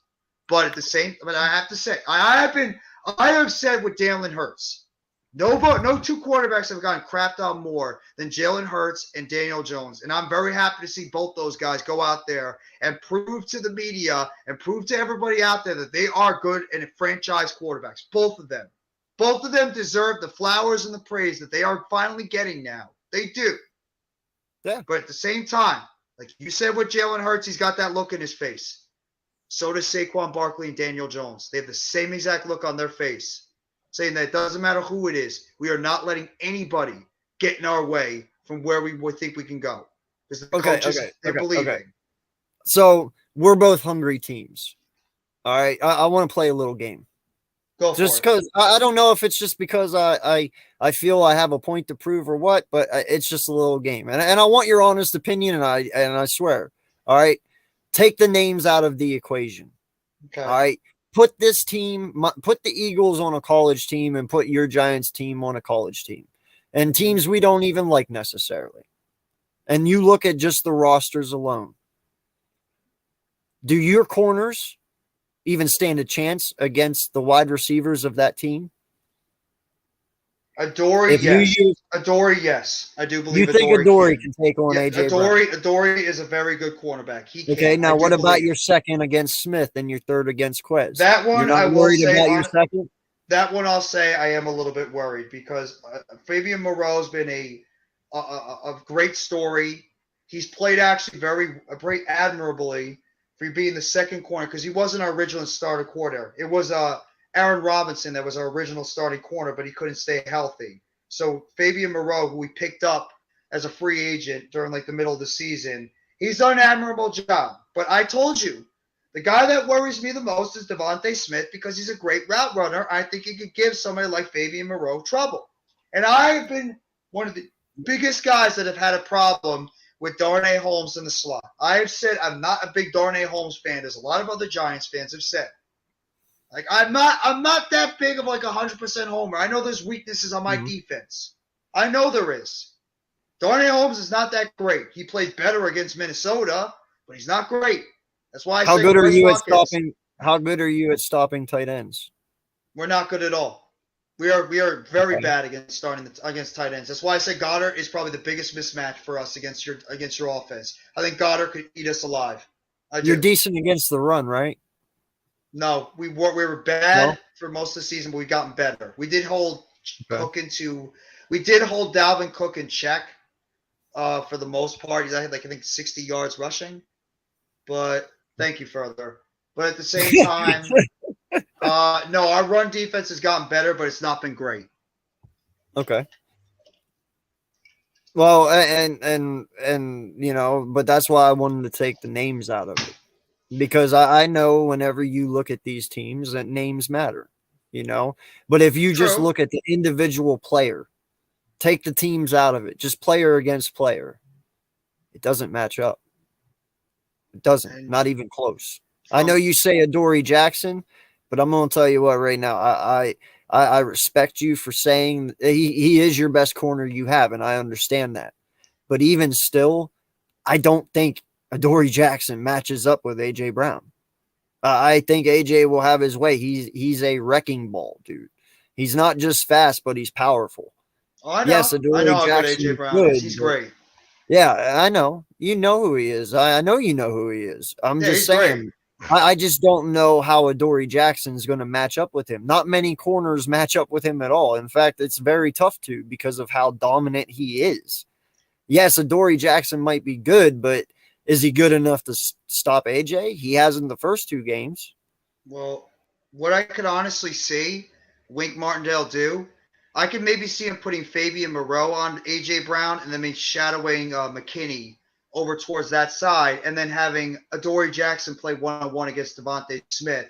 Because I that'd think be Jackson a nice would do. matchup. Jackson, I think, would be better against Smith than he would Brown. And then you could shade a safety if you need to towards Brown's side, which maybe that could, help take care of the 2 outside guys. But then, like I said, you got to make sure you watch over the middle with Goddard, and that's the thing that worries me the most is Goddard over the middle of the field, because we did that with we played a lot of split high safety against Justin Jefferson and that passing game, and we were able to limit Jefferson to 47 yards receiving, but Hawkinson went off against us in the middle of the field. You got to think like 130 yards, like 9 catches and a touchdown. So yeah, I mean, when you try to take somebody away, somebody else on that offense, and the Eagles will beat us. Talent-wise, I'm not stupid. The Eagles are way better, more talented than the Giants. I mean, it's the truth. But at the same time, why can't the Giants just have, maybe Wink Martindale, who's a brilliant defensive coordinator. He is. He's brilliant. The guy has had some phenomenal coached defensive games. He might be able to call up that scheme that could stymie your offense. He's that capable of that defensive coordinator ilk to call up certain schemes to throw off your offense. He can do that. Let's just be real. He can do that. He's done it before. I mean, talent might overwhelm in the end. I understand what you're saying, bro. Like, yes. Now, here's the thing. Sure, you can bring the pressure all day long, but like you said, your biggest fear will become your reality, because that means Dallas Goedert will be open because your linebackers are coming. And Jalen's very good at getting the ball out quick. He has no issue with that, and he's always accurate. Okay? So bring the blitzes, but I don't feel you're going to be able to blitz as much because, like I said, Kirk Cousins is not Jalen Hurts. Jalen, you blitz, he will get out of it. And if you bring the blitz, will hurt you over top. So there's going to be a love-hate there in the blitz game, I believe, for you guys, because you're going to be very cautious.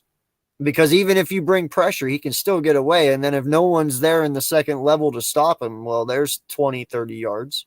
Like, you have to be careful. You just can't blitz this kid all the time. If you blitz him all the time, he's going to kill you. So you have to be strategic about it. And that's what I'm saying, man. I just, no one stopped him. No one.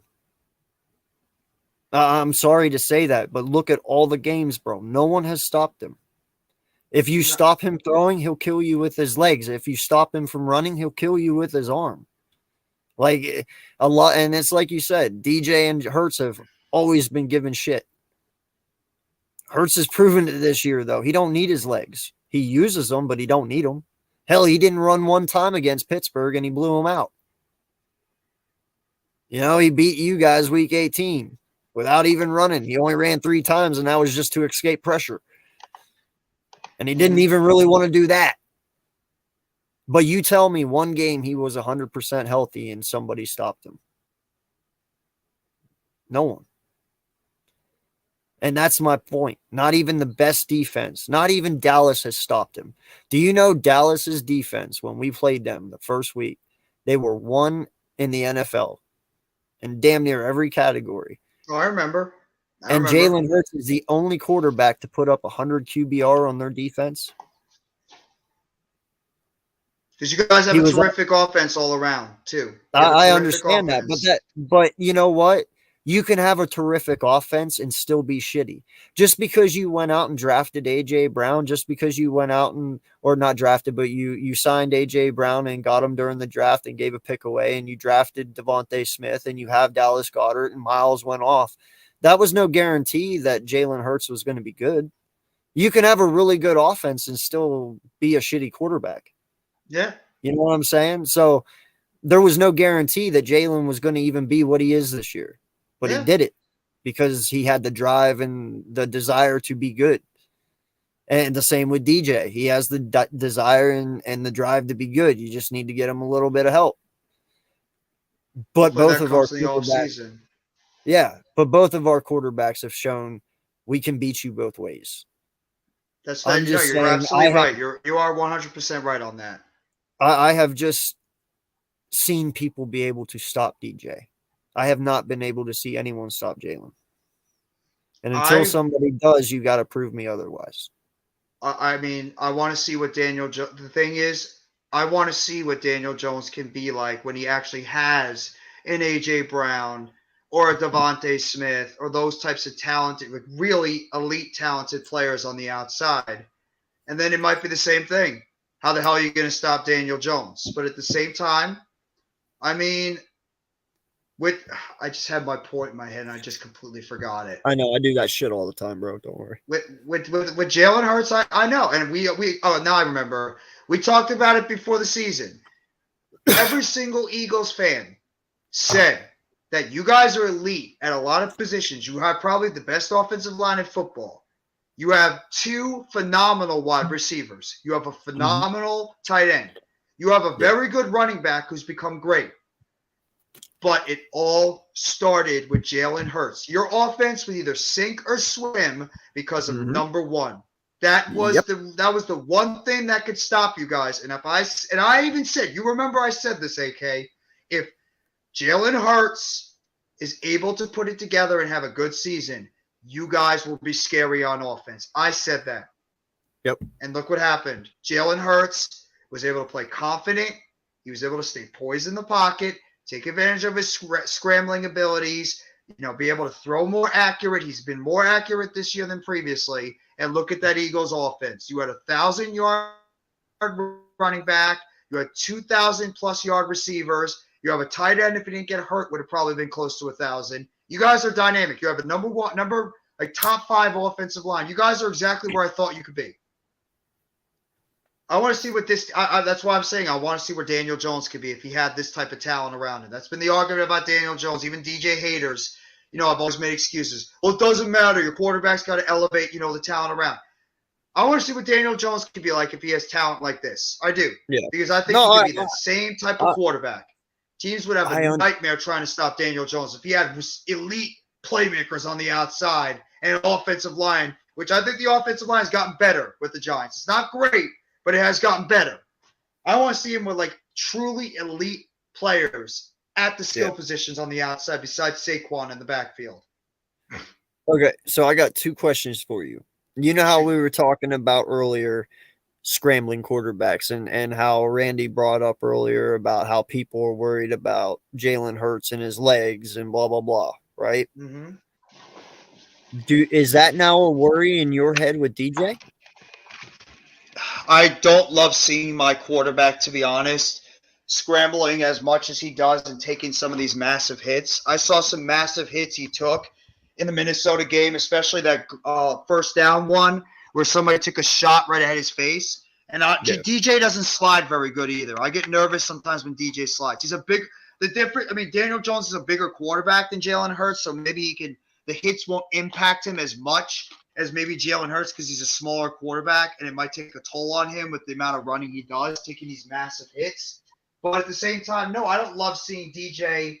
I get nervous sometimes when DJ does some of these runs and takes some of these big hits. Look what happened to Andrew Luck.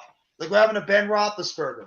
Look what happened to some of these other running quarterbacks. That's why if I'm Buffalo, I'd be careful with these design runs with Josh Allen because that dude is taking a pounding every single game too. I mean, you got to be careful with these quarterbacks. They're eventually going to start taking a toll when you run them as much as they do.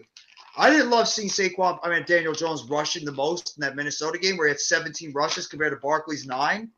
I would rather see my running back getting the most of the rushes. So, no, I don't love it, as I'm sure you guys don't love seeing Jalen Hurts take the hits he does. But, it's just the style of play that they are, the style of player, and you got to take advantage of their skill sets when they're there. And Daniel Jones and Jalen Hurts are both terrific, players that can scramble out of the pocket and make plays, both of them.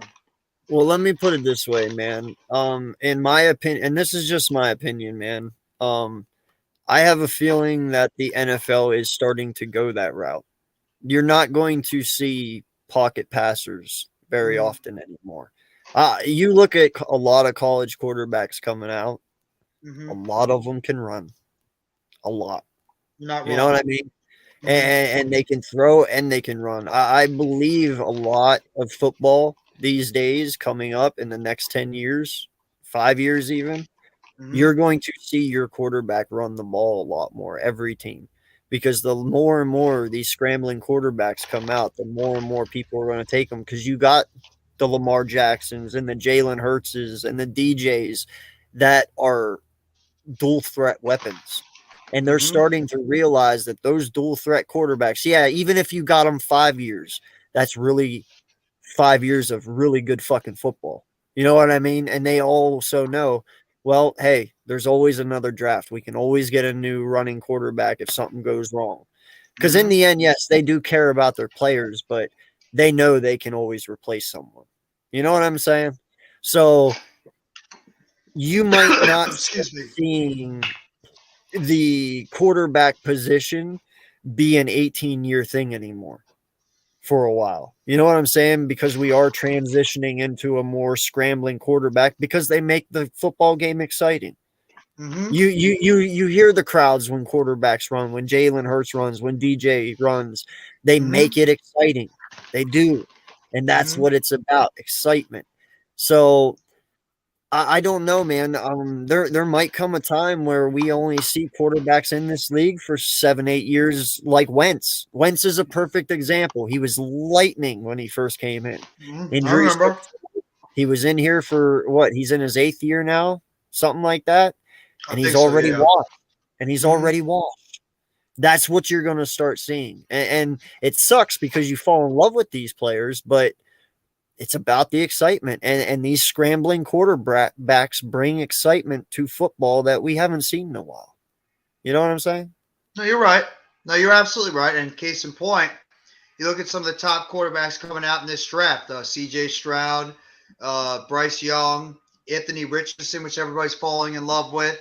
These are guys that they could scramble in and out of the pocket and create plays with their legs. Even though some of them are sometimes they play more traditional pocket passing, but at the same time, yeah, it is an evolution of the game compared to where it was before, where you have more quarterbacks that are scrambling inside and out of the pocket. But at the same time, some of these quarterbacks can stay longer. They just have to reinvent themselves where they maybe don't scramble as much and they maybe try to settle in as more traditional pocket passes. What's up, coach?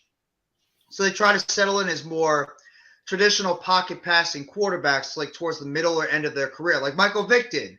Michael Vick was always known as a scrambling quarterback, obviously, during the beginning when he was with the Falcons. But when he was playing with the Eagles, he did scramble at times, but he was also more of a pocket passer towards the latter end of his career. So maybe you have some quarterbacks that can maybe last during their career. They just won't go out there and maybe scramble as much as they did before. But yeah, nobody, especially when you're younger, it's not as bad. Like Roethlisberger scrambled all the time. Remember when we watched Ben Roethlisberger scramble constantly? But he's a bigger quarterback that could take the hits. But we obviously saw what happened towards the latter end of his career. The dude had trouble moving around at all because of the amount of punishment he took. Andrew Luck, there's another one.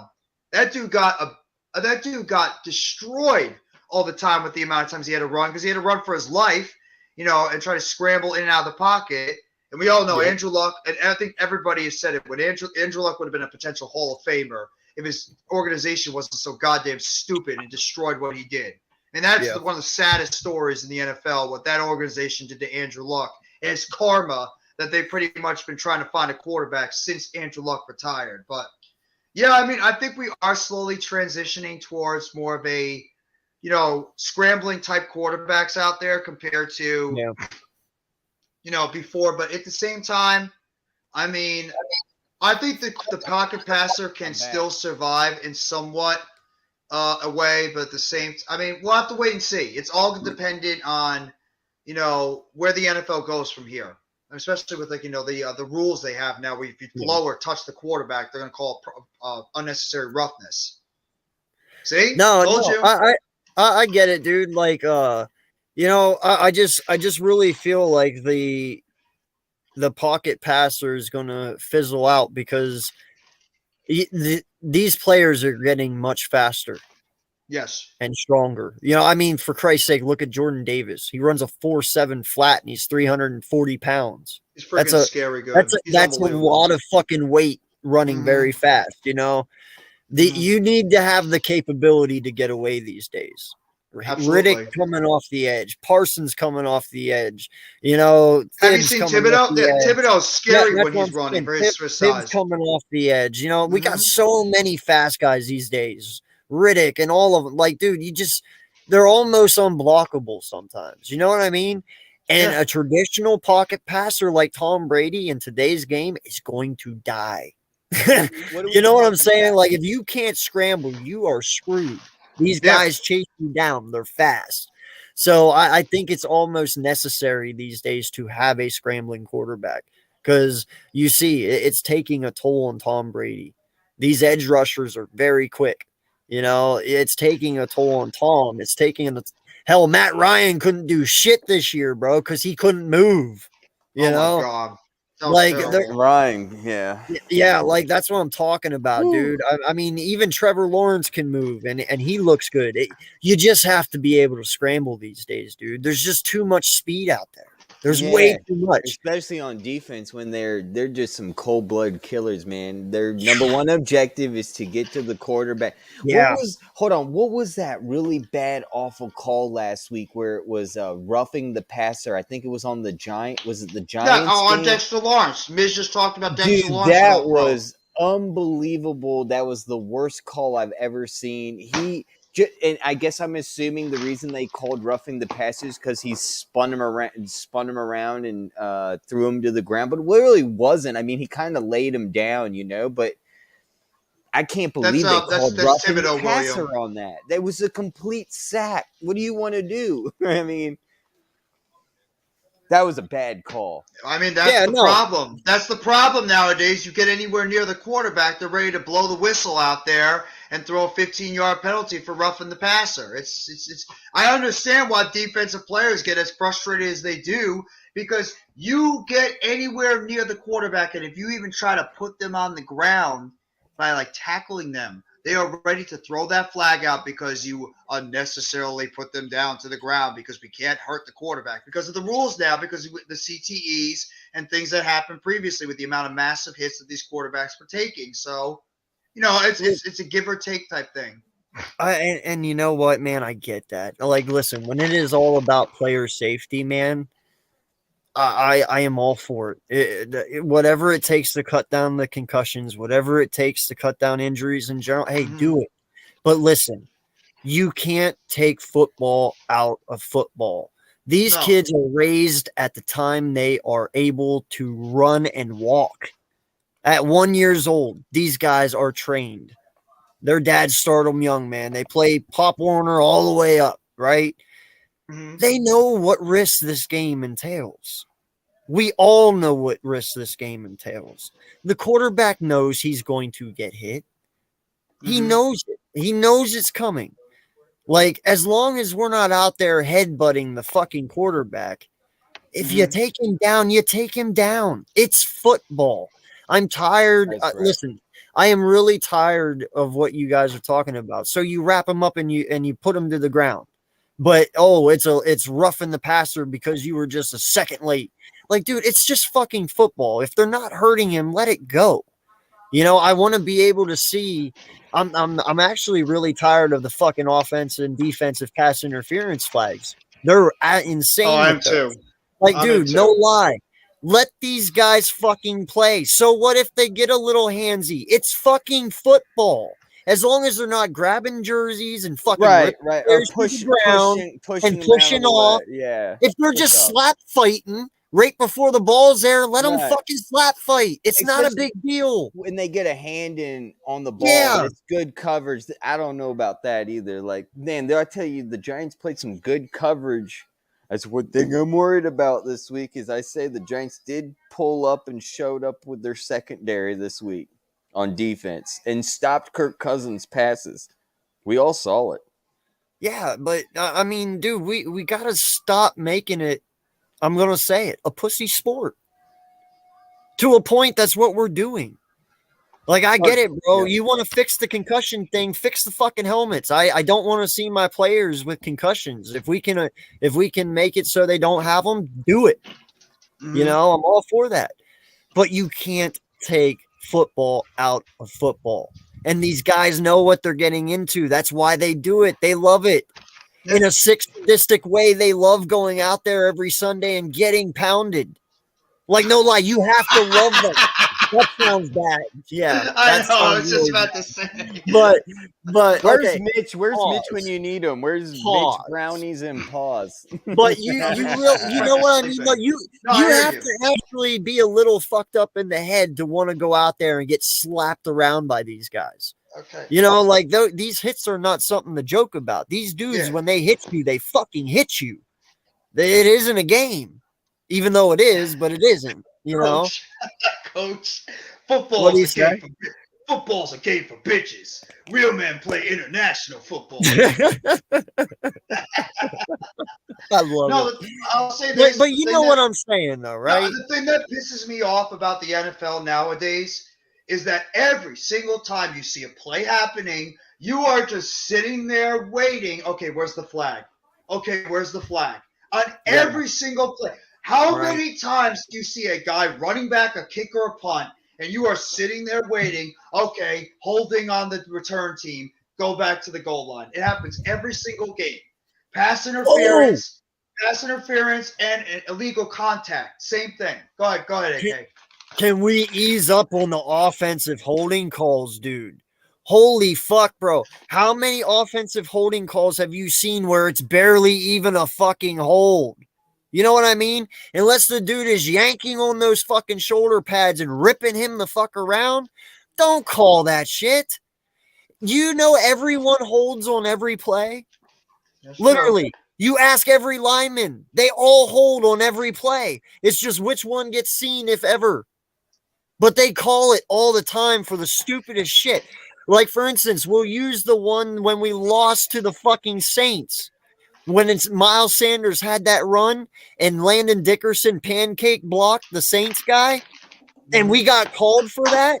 That is a terrible fucking call, bro. You know what I'm saying? Happened And to the us. second one, can we already establish what the fuck a catch is? I've seen people catch a ball and it not be called a catch, but yet you can catch it right at your thighs, right under your you know what, and it's a catch. You know what I'm saying? Like, Because the NFL creates so many goddamn rules nowadays that it confuses the hell out of these refs, so they don't know what the hell to call anymore because there's so many rules. Every single second there's a new rule, a new rule, a new rule, a new rule, a new rule, and they don't know what the hell the rules are anymore, so it confuses the hell out of these refs, and why you probably see a lot of these bogus bad calls. And it's really funny too that you mentioned the offensive holding. There are some blatant times, and it happened with the Giants against the Vikings. Kayvon Thibodeau is literally getting dragged to the goddamn ground, and they don't call it. And then on some little sissy play, they call a little hold because they see a little bit of a tug, and then they all of a sudden they call holding on that. Because I've seen Thibodeau literally get dragged to the damn ground, and they don't call a goddamn thing. Dexter Lawrence too, he's getting choked out there, and they don't call him. It's also because of the fact they call these penalties at the worst time when they don't make sense. And then other blatant ones, they decide, oh, it's okay. We'll let it go. Well, and that's what I'm saying. And that's what I'm saying, Coach. You know, like I'm not saying don't call offensive holding calls. Like, call the plain blatant ones. You know, you're talking about the hooks and you know, like I said, if they truly have them on the shoulder pad, ripping them around, like I get that. Call those. But if it's just a quick grab and let go, like I've seen offensive holding calls for just that right there, just a quick second. Like it didn't even really affect the play at all. And they call it because they nitpick about it. Certain ones call them, certain ones don't. It's like, just let them fucking play to a point, unless you see that it is literally something that affects the play, because every offensive lineman holds on every play. Ask them all. They'll all tell you that. Coach, you want to hop on? I'd love to hear Hey, your I insight just about want to this. say I got this free at the NFC Championship game in 2017. This was absolutely free. Dude, let me tell you, in the playoff games at Philadelphia, especially when it's a home field, and whether it's going to be this divisional or the NFC Championship, if you don't got tickets, go to the fucking tailgate. They hand out mugs. They hand out they give out free T-shirts. I got a face mask for free. Tons of those, Mardi Gras beads say you're an authentic Eagles fan. They just throw out stuff, dude. It was Listen, like I'll tell you Christmas. this. Hey, I'll tell you this. When we beat the Giants this Saturday, and we go on to the championship game. Cheers. I will be down to the championship game, the tailgate. I don't have tickets, but I'll come down, I'll hang out, I'll tailgate, and I'll drive home. I will do that. I will. I'll go with you. Let's do it. Let's do it. I'm down. I don't even plan. I skip planning. Maybe we'll be on our way to Dallas or San Francisco when we go to the NFC. When I went to the NFC Championship game, I didn't plan it. I literally told my roommates, I was in college at the time. I was a senior. I literally looked at them. I go, I'm going, actually. I think I'm going to go. I think it was like 10 o'clock, 10 p.m. because I left at 2 a.m. at night. And they were like, why are you still here? Don't you got to go to Philly? I was like, I'm on the way. See ya. Have you guys ever been to a playoff game before? I have an NFC Championship game. NFC Championship game. Best time of my life. Dude, they had fireworks in the parking lot. That's People brought fireworks, man. That's fucked up, man. Coach, hop on if you want. No, oh man, I there was one more I wanted to nitpick too, man. But now I forget it. I remember going to the Giants game against the Falcons the last time we had a home playoff game, and I've never felt a more electric feeling than even in that game. It was amazing.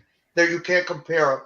Regular season games are great, but playoff games are just a different type of energy. He wants to link. He wants to hop on. Well, in all honesty, man, I'm actually getting ready to end it. I gotta go to bed for work. Oh, boo. I work at 6 a.m. I know, man. Before we end it, though, this is going to be the tiebreaker, though, for the postseason Eagles versus Giants rivalry. 2-2. This fifth game is going to be the tiebreaker here. And both sides have won both divisional games, too. We've won a divisional bye week. They've won a divisional bye week. Mm-hmm. This is going to be an interesting game.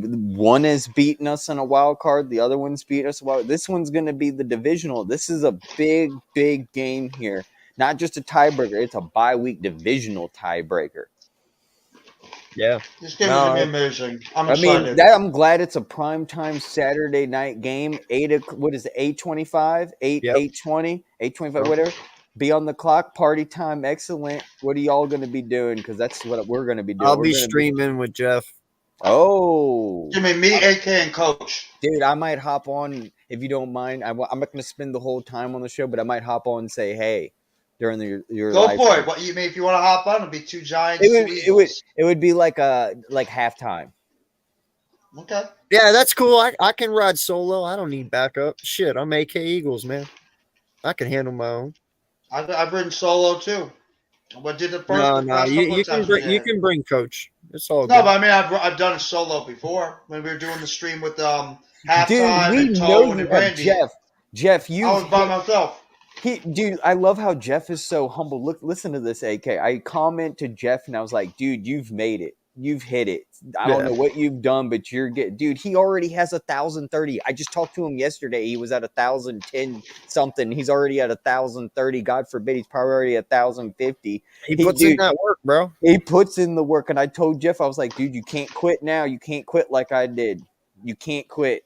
You got to keep pushing. You're there, bro. You don't Jeff, you don't realize it, but you have it now, Jeff. I'm not. All you have to do is just keep quit, doing it. All you do is got to keep doing what you're doing, dude. People love you, and it's growing. See, and that's what you don't need nothing special. You're doing exactly what you're doing. You're being passionate, real, bringing the facts, and people like hearing what you got to say. I've always liked to see. You're one of my favorite people. I'm even called AK. Oh no, man! Listen, He's not lying though, bro. Because listen, I came to you about joining this network. You didn't even have a channel, and I I told said, him Jeff, to. I was like, I said, Appreciate Jeff, that. I want you, dude. And you were like, yeah, I don't know. And listen, even you said it. You were like, I don't know how comfortable I am with that, you know. And I was like, Jeff, you're made to do this, dog. And you are. You have that energy. You have that flow.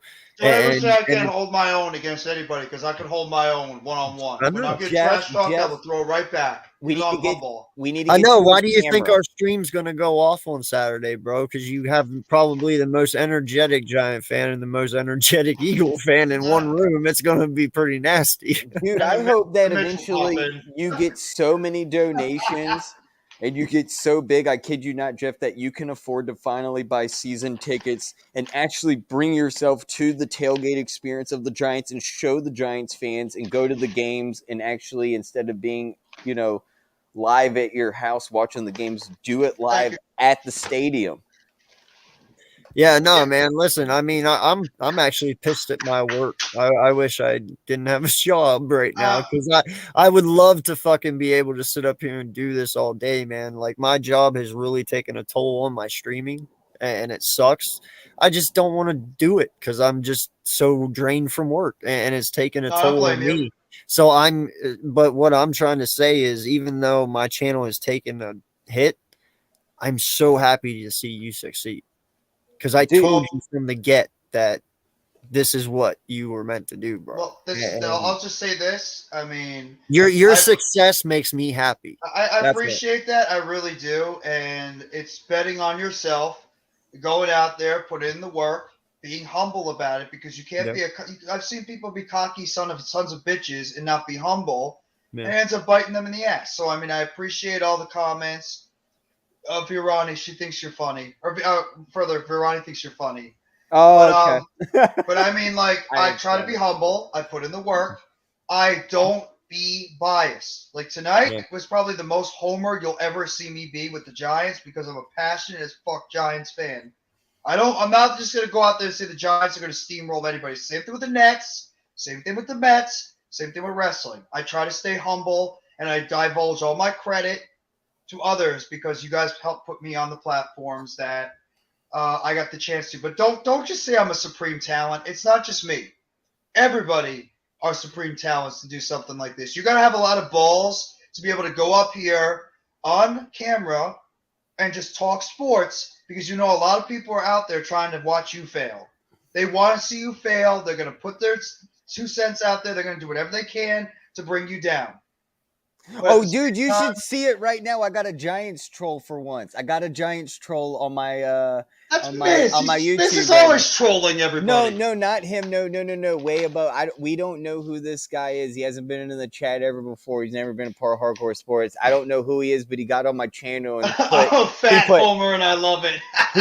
he spelled out loser and said "Go Giants." So I don't know. Maybe No, I have that with mine too. I have Eagles trolls. I have Knicks trolls. I deal with basketball. I have people trolling the Mets. I have it all the time. Trolls don't bother me though. I laugh. Trolls. That means you made it. If you have those sex things that come by, if you have the trolls that come by, guess what? You're doing something right. I had somebody that come on my stream. He's like, I had somebody that commented on one of my things and said, "Oh, you're nothing, but just you look like a virgin. You look like you've never gotten any." I just like, okay. Obviously, the virgin has your attention because you're watching the virgin's content. So all I say is thank you for the view. Thank you for the dislike.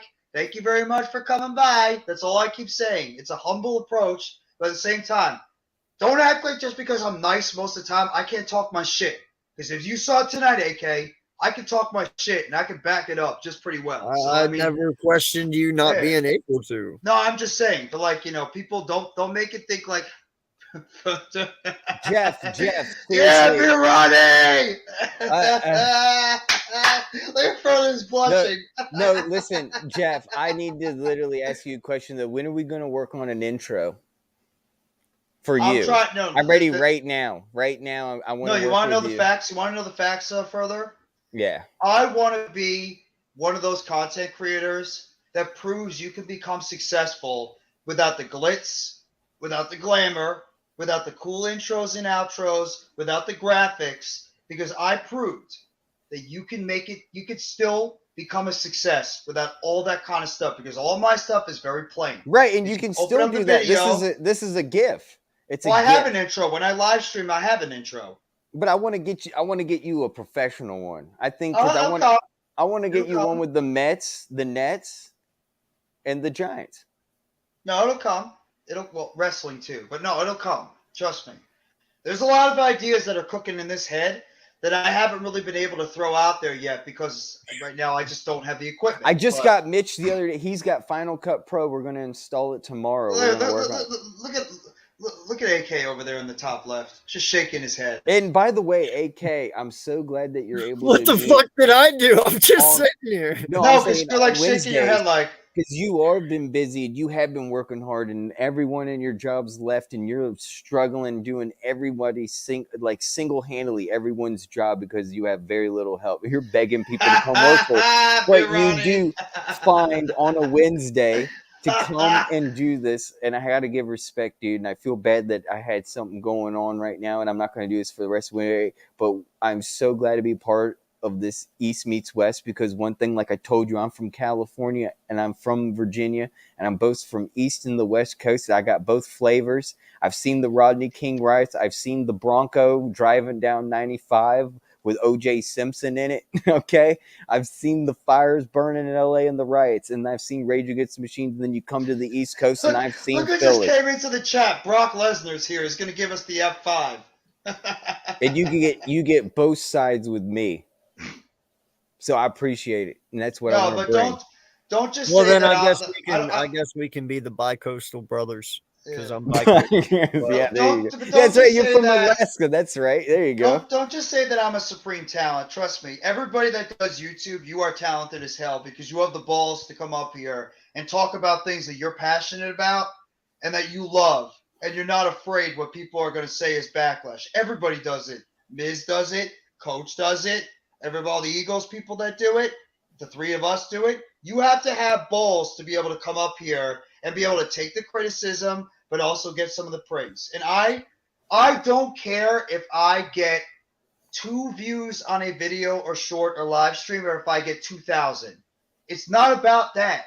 You do this kind of stuff because you're passionate about what you love to talk about. Right. It's not about the views. It's not about the money. It's not about any of that kind of stuff. Because if I was doing that for YouTube, I would not be doing it, because I'd be doing it for the wrong reasons. And people could look past that stuff. I don't care if I don't get 1,000 views on every single video or short I do. I do this because I love talking sports and I love talking wrestling with other people that share the same passion as I do. And it drives me up. It gets me excited. It gets me pumped up for this kind of stuff when I hear other people talking like that. That's why when AK and I had our little debate, it got me fired up, because you had the passion of me as a fan as well as AK coming out. And that's what I really love doing, is having civil debates that don't get personal, because some people take it personal when you think you're getting quote unquote attacked. You have to have a civil debate about teams or things that you talk about. That's what it's all about. Guys, Yeah. I want to start my own show too, and I want to bring you guys a part of it. I owe you guys a lot. I do. Every single one of you guys have given Bro, me the no, opportunity. stop, bro. I have told each and every one of you from the get-go, you owe me nothing.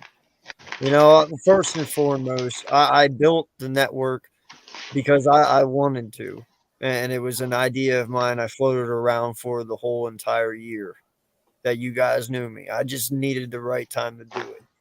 And I'll Mitch do that, gave me, Mitch. and Mitch gave me that right time. Okay. Secondly, you owe me nothing. You guys do your work for you, and you do it all on your own. I only gave you the platform to work with others and people that we all knew. You know, there is 42 of us on here, which is ridiculous. That's insane. amazing. But there's 42 of us on this network, and not one person doesn't get along. We're all very social. We're all working. You're talking together. about 3 of the OGs right here. Yeah, I mean, you're what our platform does is give you opportunity to work with multiple different content creators, because Right. everybody in our network does something different. It gives you reach to expand your channel, because maybe you are wrestling fans, but you don't know any wrestling content creators. Well, hey, we got 5 of them in our network, so grab one. They'll gladly come help you.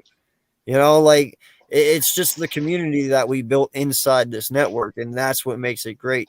You're right. I don't do YouTube for the subs, and I don't do it for the views. Yeah, I ask people to hit the like and subscribe, but that's what you're supposed to do.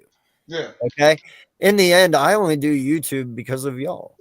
I love talking with you guys. Same You guys are thing. my family away from my family. If I spend more time on here than sometimes I do in my house, and I talk to you guys more during the week than sometimes I do my wife. It's because between work and this and being a I'm sorry, okay. I'm sorry. I'm, This is dude, Pirani's I'm being message. honest. No, I'm talking about Pirani's message. The message. No, but you know, I'm telling you, bro. Like, I sometimes talk to you more than my wife. You know, I only spent an hour with my wife tonight, and then I had to put my kids to sleep, and I came right out here and started podcasting. But she knows how that goes, and she does it. You know, but it's one of those things where you guys are my family away from my family because I see you guys all the fucking time. That's talking right. to you That's guys right. all the fucking time. Cheers to that, homie. That's right. You know, and that this is why I do it. I do it because of my friendships I created. I do it because I have respect for you guys and you have respect for me. And I told you from the get, I will always fucking be here. Nothing will keep me, and I will always stand here. What? Don't awe me. I'm being real, dog. I know. I'm just kidding. But that's what I'm saying. You owe me nothing. No, you're right, you do you're your own work and you do your own thing. And all I can ask for is when you say you're going to do a show, you do it, and no, everyone does it. They set them up days in advance, and they're always on time, and they always do them, and they go great.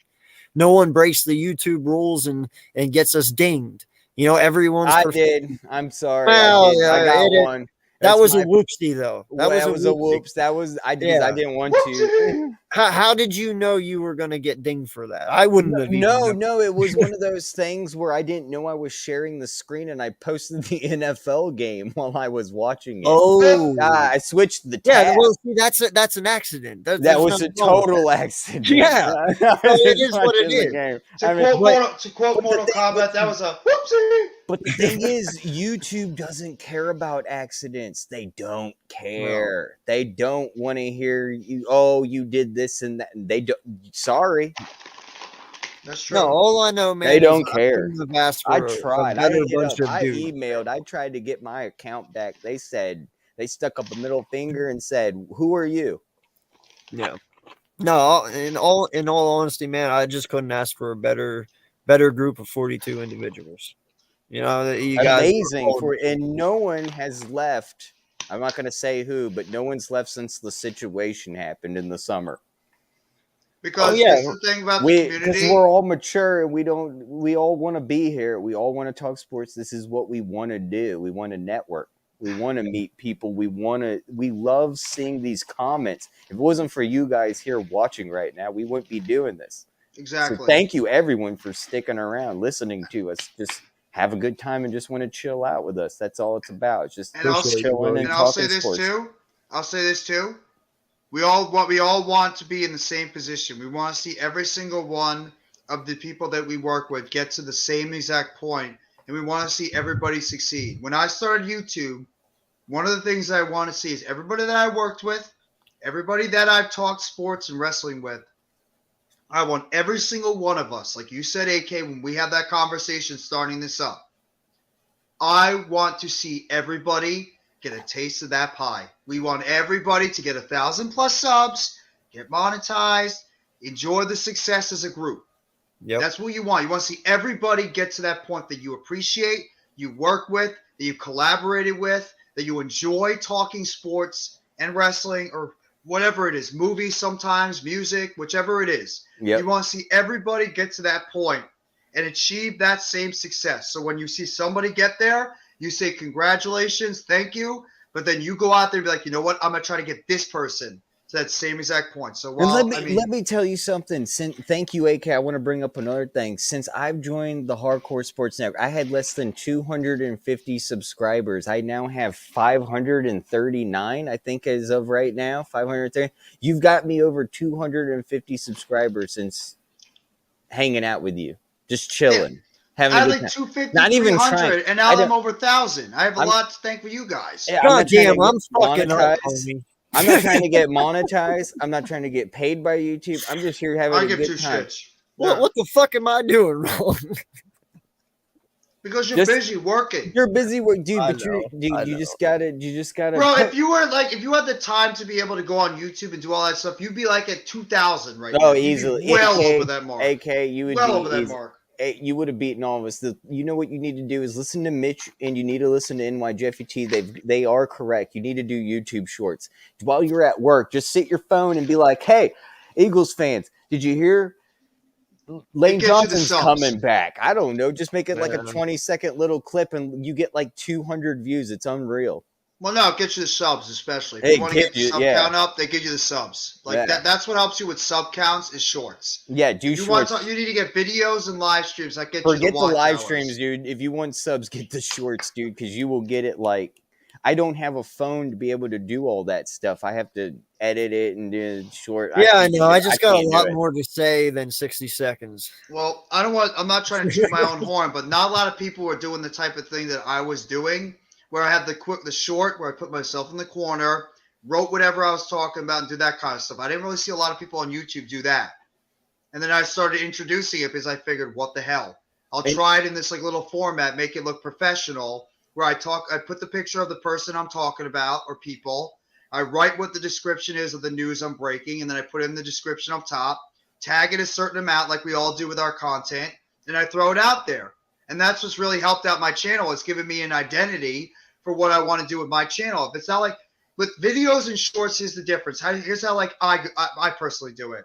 If it's something that I think I could go and elaborate about for minutes, like 10, 15, 20 minutes, I'll turn it into a video. But if it's something that's like a quick breaking news story about like an injury or like, a signing or anything that's like a quick signing or stuff like that, then I just throw it in short. Be like, so-and-so is signed here, or like so-and-so got this injury, like something quick like that, or so-and-so is not playing today. Like somebody got called up from the practice squad, that kind of stuff. That way, like, you get that news out real quickly. People see it. And if it's tagged correctly, then you'll see it take off. I've seen shorts go for like 20 views, and I've seen some go for like 2,000. It really just depends on how you tag it, how you present it, and how, like, it comes off. Like the picture, sometimes even the picture too. You put out a picture that people like. Sometimes like you can see the view count just skyrocket. It's all really dependent on that kind of stuff. So that's what I've done with when I do some of my stuff. I just throw it out there with a picture, write the thing that I'm talking about, talk about it for 15 seconds, and then just write in the description and make it quick. It's like an identity. Listen, guys, I do got to get going. I got to get to Oh, party pooper. I'm I respect sorry. that. Work, man. Work. It It same sucks dude. being a fucking adult, but it is what it is. Hey, dude, keep doing what you're gonna do. Eventually, it will come, and you will move up, dude. Just keep pushing know. hard, dude. I know there's AK, you'll get there. right now, dude. Trust me, AK. They're noticing right now that how much they're putting on plate for you. Don't you think twice that HR is not thinking about moving you up right now, and you deserve higher pay. So keep that in Oh, it mind. says You it right should. there, basic You sales should tactics. also, by the way, talk to your manager about getting paid more for what you're doing. Because if they haven't already, for the amount of accounts that you're dealing with and the stress you're putting up with, I think it's about time now, because you stayed with them and you're not quitting, to ask for a little bit. I think it's time. Do it, dude. Trust me. I'm in business man. I got a business management degree, and if I was in your situation, I'd be heckling the manager who's saying, "Dude, what's up?" Well, it The only one wouldn't here. even be If I leave, you got no one. It wouldn't even be a manager though, bro. It's straight to the boss or to You the got owner. that. You got Mitch. Or No, they- no, or, I'm yeah. saying like it's straight to the owner. Like they're I know who the owner is. Everyone in our company knows who he is. He comes around a lot, but what I'm waiting on is I'm waiting for that promotion, because that's what I'll do. Mhm. Oh, it's I'll coming. be like, dude. all right, Believe in it. It's They'll be coming. like, all right, well, we want to do, like say they come and say, well, we want to do like 26 an hour. Mhm. No. You're given 30. Why? Do you remember what I did for 4 fucking months straight? Yeah. Dude, $30 an hour is fantastic. Woo. Yeah, I know. You only wish that it would be respect would come in that way when it comes to jobs, but- $20 an hour full time is $41,000. 30 would be what? 60, 65, 66. I can't know. Top of my head. 68. Yeah. Yes, yeah. You're almost. No, I will say 75. this, AK. I respect people like Fantastic. you. I respect people like Earl. I respect people like Mac, Philly Halftime, Pat, Joel, like if Pat, Lou, everybody that goes out there and works a lot of hours, works full-time jobs, and still has the time to come on YouTube and do these streams. I respect the hell out of you guys a lot more than like, myself or others that, have the time to be able to do this stuff, because you guys are putting in work on an outside profession or a job, and you're still giving the time to be able to go on YouTube and do these types of live streams. I respect the hell out of you guys a lot more because you're still putting out content for these people to look at. That's why, like, I really do.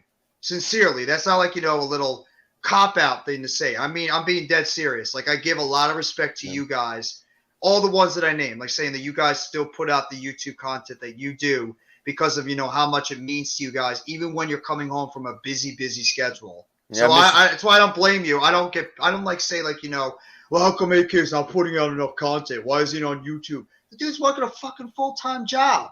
I mean, you'd be happy at least he's doing a live stream right now. Most people, when they come home for a full-time job, do you think they want to go on YouTube and sometimes get heckled by people? No. I give you so much credit. Philly Halftime, same thing. Matt the Giants fan, same thing. Earl, when I do the Raw watch-along with him, I chat with him sometimes afterwards, but I let him go earlier because the dude's got to work a whole entire day. So, I give you guys a hell of a lot more credit than like I appreciate you guys saying I'm like this prodigy or something, but you guys are the ones that put in a hell of a lot of work and then do this stuff. No, I just love how you're so humble, though, Jeff. You're just such a humble guy. That's just all I'm saying is like you just don't think it's happened, dude. It's happened. I'm telling you. But you're like, oh no, I'm just doing my thing, dude. You're great, Jeff. I love it. YouTube. Well, listen, guys. You do a I fantastic job. appreciate y'all coming on further once again, bro. Welcome. Sorry, I'm late. Yes, no, dude, dude, thank you were here bro. already once, man.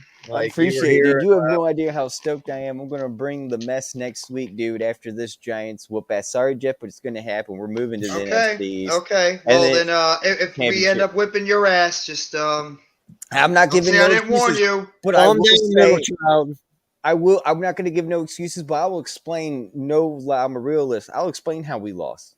I'll explain. I will exactly too. I will say the same thing. You will hear coming out of my mouth why we lost. Because both sides are they got full healthy starters starting. Mm-hmm. We have no excuse this game. This is what I love about the playoffs. Two healthy, no excuse teams. We don't have no backup quarterbacks here. Everyone's starting. Everyone's healthy.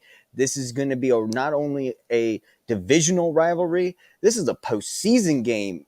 And a bigger rivalry because now we're in the postseason. So this is just magic. I mean, it really is. I'll say this in my closing. I'll say this in my closing. Giants, Eagles, postseason. We all would have it no other way. That's right. Right? Hell yeah. No, I agree, man. Well, listen, guys, we still got 7 in here. Appreciate each and every one of you. Please hit that like button on your way out. For everyone's channel, appreciate everyone who stuck around. Appreciate everyone all in the comment section. This is what we do, and this is what we love to do. 2 of our people could not be here tonight because one of work and one with health issues. So, I hope my boy Philly Sports Rap is doing okay. And what happened to Tone? Man. Huh? What happened to Tone? He was having chest pains and his right side went numb, so he got rushed to the hospital. That's that's dangerous. That's oh my god! Don't play around with. I hope Tone's gonna be okay. Prayer. I'm gonna send a prayer out then for Tone. I hope his brothers are there with him right now too. Hey, AK, can we lead off with that video chant that I wanted to show you from 2017? Yes, all right, let's lead it off here. Hold on. Okay, go on. My thing real quick.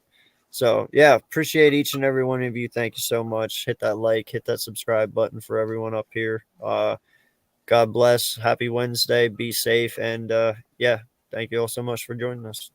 Go ahead, buddy. And this is from 2017 with the 4th and John after the game. This guy's actually a doctor, believe it or not. And we actually, like you can see, we made a T-shirt for him. And if you haven't seen it, you're about to right now. It went completely viral in Philadelphia, and I'm the guy who found him. and we brought him to the 4th and John tailgate. Here's the video that we went viral. I got one thing to say. Too fucking easy. You know it's too fucking easy. Too fucking easy. You know it's too fucking easy. You know it's too fucking easy. What in the hell was that? That was a post-season victory during the playoffs, and we were just getting fans' responses walking out of the link, and E-Rock found this guy and just started chanting, "It's too fucking easy," and he ends up being a doctor. That's so cool. Thank you guys all. I hope you guys have a great rest of your night. You too, Jeff. It's Everyone great be safe. Have a great one. Peace. Thank you. Let's go Giants! Go Birds.